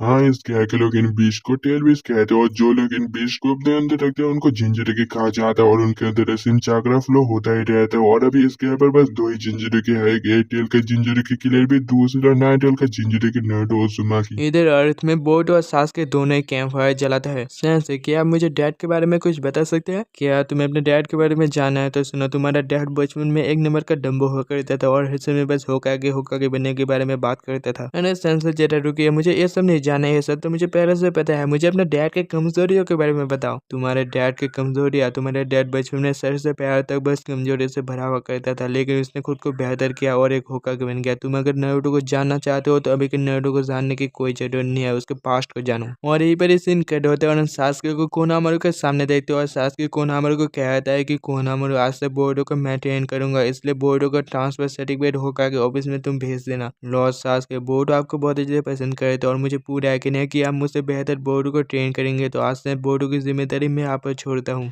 इधर सास्के ने बोर्ड को शुरिकन घुमा के अपने टारगेट पर लगाने के लिए कहा था, लेकिन उसका एक भी निशाना टारगेट पर नहीं लग रहा था। तो बोर्डो उस डिवाइस से एक शुरिकन बाहर निकालता है और वो शुरिकन टारगेट पर चला देता है, लेकिन वो शुरिकन कुछ ज्यादा ही बैंड हो जाता है, जो बोर्डो ने सोचा भी नहीं था। लगता है कि साइंटिस्ट कातासुकी बस हवा में ही बात नहीं कर रहे थे, लेकिन मैं बार बार इस डिवाइस का यूज नहीं कर सकता हूँ, वरना अंकल सास्के मुझे पकड़ लेंगे और मुझे ट्रेन नहीं करेंगे। जिसके बाद हम बी को देखते हैं, तभी यहाँ पर मोमोशिकी आ जाता है। तो फिर ये है एयरटेल का जिंजरिगी। Yo right, I am Airtel जिंजरिगी किलर भी। लेके तुम लोग यहाँ पर आए हो कैसे? कहीं ऑटोग्राफ तो लेने नहीं आए हो मुझसे? भी कभी तो सीरियस हो जाया करो, ये लोग मुझे कुछ सही नहीं लग रहे हैं। इस आदमी के अंदर मुझे बहुत ज्यादा चाकरा महसूस हो रहा है, बिल्कुल उस रहने का यूसेज जैसा। किन्सी की इसे पकड़ लो, जो से उनके किन्सी की बी के ऊपर हमला कर था और इस हमले के कारण आ का एक चट्टान 2 हिस्सों में बच जाता है, लेकिन बी सही टाइम पर टेल बीस मोड में आ जाता है। तो मोमोशिकी अपने हाथों के रहने गान से कुछ रॉड बाहर निकालता है और इन रॉडों की वजह से एयरटेल बिल्कुल भी नहीं हिल पाता। तो एयरटेल अपने टेल बीस बॉम्ब से मोमोशिकी के ऊपर हमला करता है, लेकिन मोमोशिकी अपने हाथ के रहने गान से उस टेल बीस को एब्जॉर्ब कर लेता है। मैं किसी के दिए हुए चीजों को नहीं रखता, बल्कि सोच समझ उसे वापस कर देता हूँ। तो तुम्हारी चीज तुम ही ले लो। एक कहते मोमोशिकी उस टेल बेस को और भी ज्यादा बड़ा करके एयरटेल की तरह छोड़ देता है।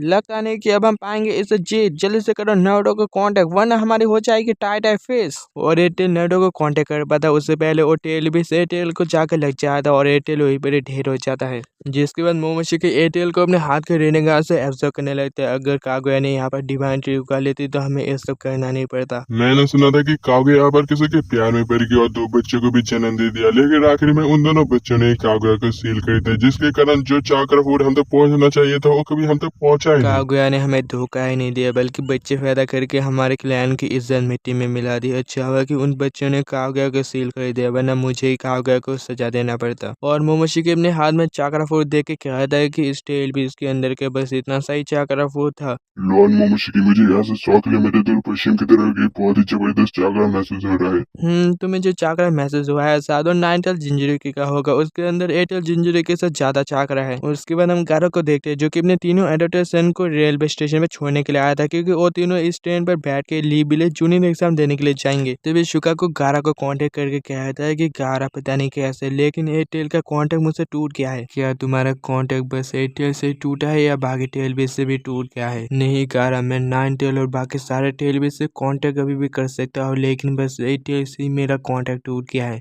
अच्छा ठीक है, तुम इसकी चिंता मत करो, मैं इसकी जांच करता हूँ। इधर हम सभी गैनेंस को देखते हैं, जो कि सभी को जूनियर एग्जाम देने का लेटर मिल गया था और इसे पाके कुछ बहुत ज्यादा खुश थे तो कुछ बहुत ज्यादा नर्वस थे। जिसके बाद रात के टाइम बोर्डो उस साइंटिफिक टूल को देख के सोच रहा था कि उसे जूनियर एग्जाम में इसका इस्तेमाल करना चाहिए या नहीं, लेकिन आखिर में बोर्डो उस साइंटिफिक टूल को अपने हाथ में पहन लेता है। ज्यादा सोच के कोई फायदा नहीं है, इस टूल को बस मैं अपने साथ ले जाऊंगा, लेकिन इसका इस्तेमाल नहीं करूंगा। फिर अगली सुबह हिनाटा और हिमाबरी दोनों बोर्डो को जूनियर एग्जाम देने के लिए ऑल द बेस्ट कहते और मिस की और सारा दोनों बाहर बोर्डो को इंतजार कर रहे थे। जिसके बाद वो सभी जूनियर एग्जाम देने के हॉल पर पहुंच जाते हैं और यहाँ पर 5 नेशन से गैनिन आए थे जूनियर एग्जाम देने के लिए। और इधर मेटल काफी ज्यादा नर्वस हो रहा था इन सभी को देख के। ई बाबे मेरे भाई, यहाँ पर तो मुझे सभी दिन काफी ज्यादा स्ट्रांग लग रहा है। हम जूनियर एग्जाम पास कर भी पाएंगे तो। अरे मेटल तुम डरो मत, मैं तुम्हारे साथ हूं ना। तभी ई बाबे को स्टोन विलेज के कुछ शिनोबी दिखाई देता है जो कि काफी ज्यादा खतरनाक दिख रहे थे। मुझे लगता है कि इस साल का सबसे ज्यादा स्ट्रांग टीम यही टीम है, हमें जरा इससे बच के रहना पड़ेगा। तभी यहाँ पर बोर्डो आके मेटल को हौसला देने लगता है। उधर गारा का बेटा बोर्डो को देख के कह रहा था कि तो फिर ये है होकागे का बेटा जिसने मेरे डैड को जूनियर एग्जाम के टाइम बहुत ही बुरी तरह से हराया था। चलो गाइस, एंट्री सेरेमनी का टाइम शुरू हो रहा है। जिसके बाद शिकामारू एक लंबी चौड़ी स्पीच देते हुए कहने लगता है कि जैसा कि आप सभी जानते होंगे कि पांचों नेशंस मिलकर आप सभी के लिए एक जूनियर एग्जाम अरेंज किया है ताकि आप सभी ने जो ट्रेनिंग के दौरान जो जो सीखा है वो एक दूसरे के खिलाफ यूज कर सके। और आज की एंट्रेंस सेरेमनी यही तक था, तो एग्जाम के लिए सभी को ऑल द बेस्ट। और इसके बाद बोर्डो की टीम मिजुकागे से मिलता है। हेलो बोर्डो, कैसे हो? बहुत समय बाद एक दूसरे से मिले हैं। मैं कागुरा को भी यहाँ पर लाना चाहता था, लेकिन अगर कागुरा को यहाँ पर ले आओ तो विलेज की देखरेख कौन करेगा, इसलिए मैंने उसे विलेज की देखरेख करने के लिए वहाँ पर ही छोड़ दिया। वो ऐसी बात है। वैसे लॉर्ड मिजुकागे, कागुरा फिलहाल क्या कर रहा है? कागुरा फिलहाल मेरे सवार हिमेकारे का सक्सेसर बनने के लिए बहुत ही ज्यादा मेहनत कर रहा है और इसे करनी भी चाहिए क्योंकि मेरे बाद हिडन मिस्ट का लीडर तो वही बनने वाला है। वैसे बोर्डो, तुम्हें भी अभी से मेहनत करना शुरू कर देना चाहिए क्योंकि यहाँ पर जितने भी बच्चे हैं वो सभी कोई कच्चे खिलाड़ी नहीं है, समझे? मुझे ये बात पता है और मुझे ये भी लगता है कि मैं इन सभी को हरा सकता हूँ। मुझे तुम्हारा ये जज्बा बहुत पसंद है बोर्डो। अच्छा ठीक है, मैं चलता हूँ। जूनियर एग्जाम के लिए ऑल द बेस्ट। जिसके बाद एग्जाम स्टार्ट हो जाता है और शायद सभी बच्चों को कहने लगता है कि तुम सभी का पहला एग्जाम ट्रू और फॉल्स का होगा। जो गलत जवाब देगा वो फेल हो जाएगा, लेकिन वो एग्जाम यहाँ पर नहीं होने वाला है बल्कि यहाँ से 20 किलोमीटर दूर होने वाला है और तुम सभी को आधे घंटे के अंदर ही वहाँ पर पहुंचना पड़ेगा वरना तुम सभी फेल हो जाओगे। जिसके बाद साई टाइमर को स्टार्ट कर देता है और सभी बच्चे साउथ की तरफ जाने लग जाते हैं, तो साई भी अपने 20 स्क्रॉल के ऊपर बैठ के साउथ की तरफ जाने लगता है। उधर टेंडर ने जंगल के बीच में बहुत सारे ट्रैप लगा कर रखे थे जिसमें बहुत से बच्चे फंस भी जाते हैं। उधर इबाबे जिस टीम को सबसे ज्यादा स्ट्रांग मार रहा था वो पहले ही एक ट्रैप पर फंस जाते हैं, जो देख के इबाबे शर्म से लाल हो जाता है कि उसने इस टीम को सबसे ज्यादा स्ट्रांग मान लिया था। लगता है कि सोचेगा कि तुम्हारे विलेज की सबसे स्ट्रांग टीम पहले राउंड में बाहर हो गया। इन्होंने पहले राउंड में हार के मेरी नाक कटवा दी। इनको घर आने दो, इनको ट्रेनिंग मैं खुद करवाऊंगा। उधर टेंडर इन सारे बच्चों को देख के कह रहा था कि ये सारे तो मेरी उम्मीद से ज्यादा ही तेजी से आगे बढ़ रहे। लगता है कि अब सेकंड राउंड का टाइम आ गया है। ये कहते टेंडर वहाँ पर कुछ वुडन डॉल अपेयर कर लेता है, लेकिन इन सभी को भी बोट और बाकी सारे बड़े आसानी से हरा के आगे चले जाते हैं। और यहाँ पर पहुंच के देखते हैं कि गारा का बेटा किंशी की उससे पहले यहाँ पर पहुंच गया था। लगता है कि तुम्हारा ट्रैप बिछाने का प्लान फेल हो गया क्योंकि यहाँ पर तो आधे से ज्यादा बच्चे पहुंच गए हैं। हाँ, मुझे उम्मीद नहीं थी कि यहाँ पर इतने सारे बच्चे ट्रैप को पार कर लेंगे। उसके बाद यहाँ पर पर्दे हटा जाता है और शायद सभी बच्चों को कहता है कि मैं तुम सभी को एक सवाल पूछूंगा और अगर तुम सभी को लगता है कि वो सवाल सही है गलत, उस जगह पर तुम सभी जाकर खड़े हो जाना और जो ब्लैक हो जाएगा वो फेल हो जाएगा, समझ गए? तो मैं सवाल शुरू करता हूँ। मेरा पहला सवाल यह है कि निंजा एकेडमी के 5वें नोबल पर जो पासवर्ड है वो ये है कि निंजास रात में मिशन पर निकलते और सुबह सो जाते और पहाड़ी इलाके में अपना घर बसाते और विलेज में खाना खाते हैं, तो ये सवाल सही है या गलत? सेंसे ने आखिरकार एक किस तरह का सवाल पूछ लिया। मैंने निंजा एकेडमी के सारे नॉवल पढ़े हैं, लेकिन 5वां नॉवल भी है ये आज मुझे पता चला। उधर इबा भी ये बात सुनते ही अपना माथा पकड़ लेते और यहाँ पर किसी को भी इस सवाल का एग्जैक्ट आंसर नहीं पता था और यहाँ पर टाइम भी ज्यादा नहीं था, इसलिए उसे भी इसे अपने किस्मत पर छोड़ देते और बोर्ड और ट्रूथ की तरह जाने लगते और किंसी की फॉल्स की तरह जाने लगता है। फिर यहाँ पर स्क्रीन पर ट्रूथ और फॉल्स दोनों चलने लग जाते और एंड पर वहाँ पर ट्रूथ और फॉल्स दोनों आ जाता है, जो देख के सभी हैरान हो जाते और वहाँ का ग्राउंड फट जाता है जिसके कारण सभी नीचे गिरने लग जाते हैं। और सारा सामने देखती है तो सामने की तरफ के लोग भी नीचे गिर रहे थे। तभी उसे साई की कही बात याद आता है कि जो लोग ब्लैक हो जाएंगे वो फेल हो जाएंगे। तो सारा मिस्की को कहता और मिस्की अपने हाथ को लंबा करके ऊपर की जमीन को पकड़ लेता और सारा कुना फेंक के बोट को बचा लेता है इंक पर गिरने से। उधर शिंगे ने भी अपने टीममेट को इंक पर गिरने से बचा लिया था और इबाबे ने भी अपने अस्टा जुसु से मेटल और डैंगे को नीचे गिरने से बचा लिया था और शिकाडाई ने भी अपने शैडो पैरालिसिस जुसु से चोजो और इनोशिन को बचा लिया था। मैं समझ गया, इससे कोई फर्क नहीं पड़ता था कि हम ट्रू चुने या फॉल्स, और कोई फिल्म नॉवल जैसी चीज था ही नहीं। ये सवाल बस हमारे माइंड को टेस्ट करने का था। वैसे मैंने सुना था कि सेंसे ने कहा था कि जो लोग ब्लैक हो जाएंगे वो फेल हो जाएंगे। अच्छा हो कि मैंने सही टाइम पर रिएक्ट किया, वरना हम भी इंक पर गिर के फेल हो जाते थे। अरे यार, डैड ने आखिरकार एक किस तरह का अजीब टेस्ट ले लिया हमारा। आप सभी का जवाब बिल्कुल सही है। जो लोग इंक पर गिरने से पहले मान चुके थे कि उन लोगों ने गलत जवाब दिया और वो फेल हो चुके हैं, वो लोग पहले ही फेल हो चुके थे। लेकिन जो लोग इंक पर गिरने से पहले इंक से बचने की कोशिश की उन लोगों का जवाब बिल्कुल सही था। और जो लोग इंक पर गिर गए थे वो लोग अगर इतने से बात को ना समझ पाए तो वो लोग जूनियर बनने के लायक नहीं है। और जो लोग इंक पर गिरने से बच गए थे वो इस राउंड में पास होते हैं। तो कल 12 बजे राउंड 2 शुरू होने वाला है, तो 12 बजे से पहले यहाँ पर पहुंच जाना,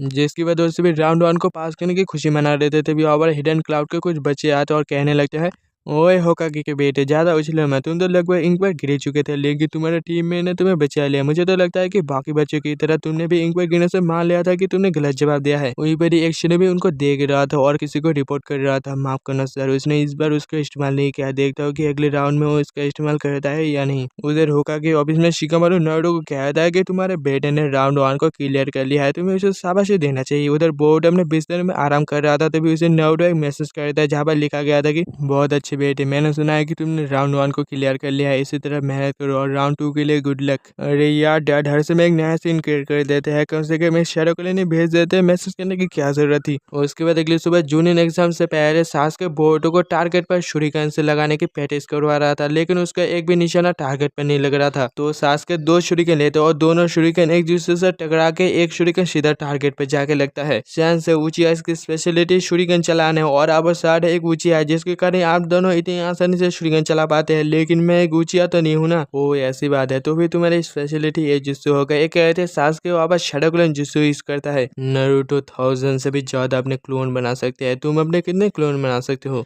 मैं 1000 क्लोन तो नहीं बना सकता, लेकिन उससे थोड़ा कम क्लोन बना सकते हो। एक कहते बोर्डो शैडो क्लोन जिस्सु यूज करता है और यहाँ पर बस 4 ही क्लोन अपेयर होता है, जो देख के बोर्डो काफी ज्यादा एम्बेरस हो जाता है। क्या हुआ बोर्डो, तुम्हारी स्पेशलिटी तो शैडो क्लोन जिस्सु है ना, तो तुम बस 4 ही क्लोन बना सकते हो। मैं अभी 1000 क्लोन तो नहीं बना सकता हूँ, लेकिन देखना एक ना एक दिन मैं भी 1000 क्लोन बनाऊंगा और अपने डैड को पीछे छोड़ दूंगा। फिर राउंड 2 पर टेंडेंस सभी बच्चों को कहता है कि तुम से भी 3-3 टीम करके एक दूसरे से बैटल करेगा और जो टीम अपने ओपोनेंट का फ्लैग पहले छीनेगा वो जीत जाएगा। मतलब यहाँ पर आधे लोग फेल हो जाएंगे, समझ गए। अब अपने अपने जगह पर चले जाओ। ये बात सुनकर सभी अपने अपने जगह पर चले जाते हैं और सबसे पहले क्लास ने भी अपने बबल जूसर से सुमिरो के ऊपर हमला करता है, तो सुमिरो अपने कुनाल से उस बबल को फोड़ देता है। तभी हम देखते हैं कि उन क्लाउड निंजास ने अपने बबल जूसर से नामी को अपने बबल पर कैद कर लिया होता है। सुमिरो और बस अभी जरा संभल के रह रहा है, ये लोग बहुत ही अजीब से जूस यूज कर रहा है जो हमें पता भी नहीं है। लेकिन तभी और दूसरा क्लाउड शिनोबी उनके फ्लैग को छीन लेता है। इधर ये शिनोबी उस व्हाइट फ्लैग की तरफ जा रहा था, तो शिकाडाई अपने शैडो पैरालिसिस जूसर से उस बंदे को पकड़ लेता है। उधर चोजो अपने एक्सपेंसिव जूसर से उसके सारे ओपोनेंट को खत्म करके उस फ्लैग को भी ले लेता है। इधर शिंकी और मेटल दोनों एक दूसरे से बैटल कर रहे थे और मेटल अपने तार जूसर से कितना भी शिंकी के ऊपर हमला क्यों ना कर ले, लेकिन वो शिंकी के डिफेंस को तोड़ ही नहीं पा रहा था। उधर इबाबे भी शिंकी के सैन से बचने की कोशिश कर रहा था, लेकिन शिंकी का सैन बहुत ही ज्यादा स्ट्रॉन्ग था और शिंकी इबाबे को अपने सैन से दीवार में चिपका देता है और इबाबे हिल भी नहीं पाता। उधर डैंग के सबसे पहले नॉकआउट हो चुका था।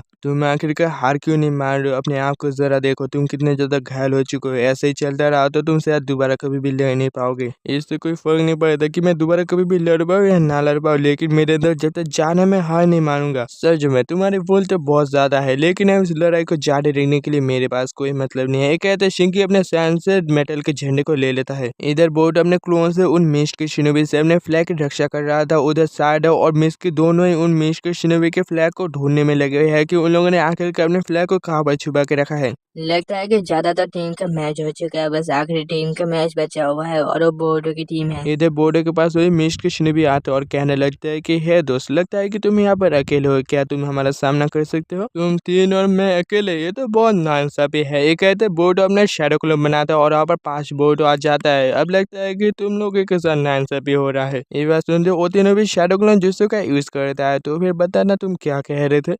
वो इसके बाद वो सारे मिस्ट किशन भी बोर्डो के हर एक क्लोन को धोने लग जाते और उसके असले को भी पकड़ लेते और उसके टीम के फ्लैग की तरह जाने लगते और उसकी टीम के फ्लैग को पकड़ने ही वाला था। तभी बोर्डो को सारा का ख्याल आता है कि सारा ने इस एग्जाम के लिए कितना ज्यादा मेहनत किया था और उसकी वजह से उसकी मेहनत पानी में ना चले जाए, इसलिए बोर्डो वो साइंटिफिक हथियार का इस्तेमाल करता है, जिससे वहाँ पर चारों तरफ पानी पानी हो जाता है और बोर्डो अपनी लाइटिंग स्टाइल से उस पानी के अंदर अपनी लाइटिंग भेजता है, जिससे उनसे भी मिस्ट के शिनोबी का तंदूरी बन जाता है। उधर टेंडर बोर्डो को देख के कहने लगता है कि आखिरकार बोर्डो ने वाटर स्टाइल का हैंडसम कब बनाया, मुझे तो नजर भी नहीं आया। शायद वो काफी ज्यादा फास्ट होगा क्योंकि वो होकर के बेटा है ना। उसके बाद वही टकला शिनोबी कातासुके को रिपोर्ट देने लगता है कि सर आखिरकार उसने उसका इस्तेमाल कर ही लिया। हाँ, मुझे पता था कि बोर्डो मुझे निराश नहीं करेगा। वैसे तुमने अच्छा काम किया, इसी तरह मुझे रिपोर्ट देते रहो। इधर मिश के शिनोबी ने जो इल्यूजन यहाँ पर डाला था वो सारा अपने शारिंगान से हटा देती है और उनके असली फ्लैग को ले लेती है। उधर इवाबे की टीम के पास बोर्ड की टीम आता है और डैंग की बोर्ड को देख के कहता है कि तो फिर तुम तीनों अगले राउंड में पहुंच गए हो। मैं तुम्हारे लिए खुश हूँ कि तुम्हारी टीम अगले राउंड में पहुंच गया है, लेकिन ये बुरा हुआ कि हमारी टीम और नामे की टीम अगले राउंड में नहीं पहुंच पाई। ये बात सुनते नामे रोने लग जाते हैं कि उसकी वजह से पूरी टीम एलिमिनेट हो गई है। तो सुमेरे कहते हैं कि इसमें रोने वाली कोई बात नहीं है, इससे पता चलता है कि हम अभी भी असली लड़ाई के लिए तैयार नहीं हुई है। तुमने बिल्कुल सही कहा, इस दुनिया में बहुत से ऐसे जिससे जिनके बारे में हमें कुछ भी पता नहीं है। हमें और भी ज्यादा मेहनत करनी चाहिए, वरना पता नहीं आगे चल के क्या हो जाए। अरे अब इससे कोई फर्क नहीं पड़ता, तुम दोनों की टीम अगले राउंड में तो पहुंच गई है ना, तो हमारा नाम रोशन करना। जिसके बाद हम नारुतो को देखते हैं जो कि काफी ज्यादा परेशान लग रहा था। तभी यहाँ पर शिकामारू आके कहता है कि बहुत अच्छी खबर है नारुतो, तुम्हारे बेटा फाइनल राउंड में पहुंच गया और टेंटे ने मुझे कहा था कि तुम्हारे बेटे ने बैटल के दौरान काफी अच्छा प्रदर्शन किया था, और एक बार मेरा बेटा भी फाइनल राउंड में पहुंच गया और हो सकता है कि हम दोनों अपने अपने बेटे को फाइनल राउंड में एक दूसरे के साथ बैटल करते हुए देखें, और इसे देखने में साथ बहुत ही ज्यादा मजा आएगा। तो अब मैं चलता हूँ।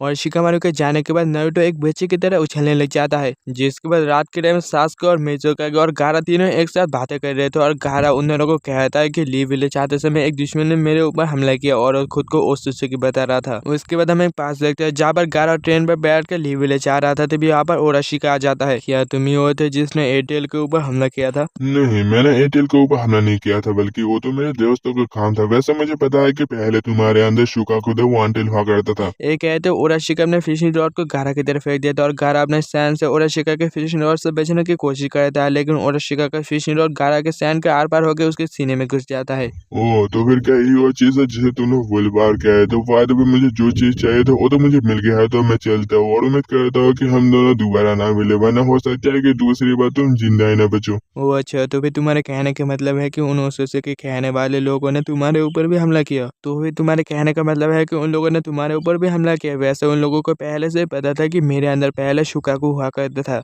अब लगता है कि हमारे पास दूसरा कोई रास्ता नहीं है, हमें इस जूनियर एग्जाम को रोकना पड़ेगा। नहीं, हम इस एग्जाम को नहीं रोक सकते, क्योंकि पहले जब हमारे फील्ड और लॉर्ड की एक दूसरे से नहीं बनती थी, लेकिन अब उन लोगों ने भी मिलकर इस एग्जाम के लिए स्पॉन्सरशिप किया है। इसलिए अगर हम इस एग्जाम को अभी रोक देते हैं तो शायद लैंड ऑफ फायर का नाम खराब हो जाए। मैं समझ गया, तो भी मैं नारुतो से बात करके आता हूँ। उसके बाद हम बोर्डो को देखते हैं जो कि अपने साइंटिफिक टूल को देख के कह रहा था कि ये चीज तो सच में कमाल का है, इसकी मदद से मैं कुछ भी कर सकता हूँ। उसी टाइम वहाँ पर नारुतो आ जाता है, और नारुतो बोर्डो के बचपन की फोटो को देख के कह रहा था कि सच में तुम कितने जल्दी बड़े हो गए, पता ही नहीं चला। डैड, क्या आप बस यही बात करने के लिए आए हैं? तो क्या आप जा सकते हैं? मुझे फाइनल राउंड की तैयारी करनी है। वैसे मुझे तुमसे एक और बात करनी है कि फाइनल राउंड में तुम्हारा सामना शिकारा से हो सकता है, तो उससे हारना मत। लेकिन बोर्डो नारुतो से अपने फेस नहीं मिलाते, क्योंकि उसने वो साइंटिफिक टूल पहना हुआ था, और नारुतो को कहता है कि आप फिक्र मत कीजिए, मैं शिकारा से नहीं हारूंगा डैड। तो नारुतो अपने फिश बोर्डो के चेस्ट में रखते और कहता है कि कल मैं तुम्हें देखने आऊंगा बेटा, तो अपना बेस्ट देना है। कहते हैं नारुतो से चला जाता है। जिसके बाद हम सास्के को देखते हैं जो कि नारुतो का इंतजार कर रहा था। तभी यहाँ पर नारुतो आके कहता है कि मैं सब कुछ समझ गया सास्के, तो बाकी सब कुछ तुम मुझ पे छोड़ दो। और ये बात सुनते सास्के वहां से जाने लगता है।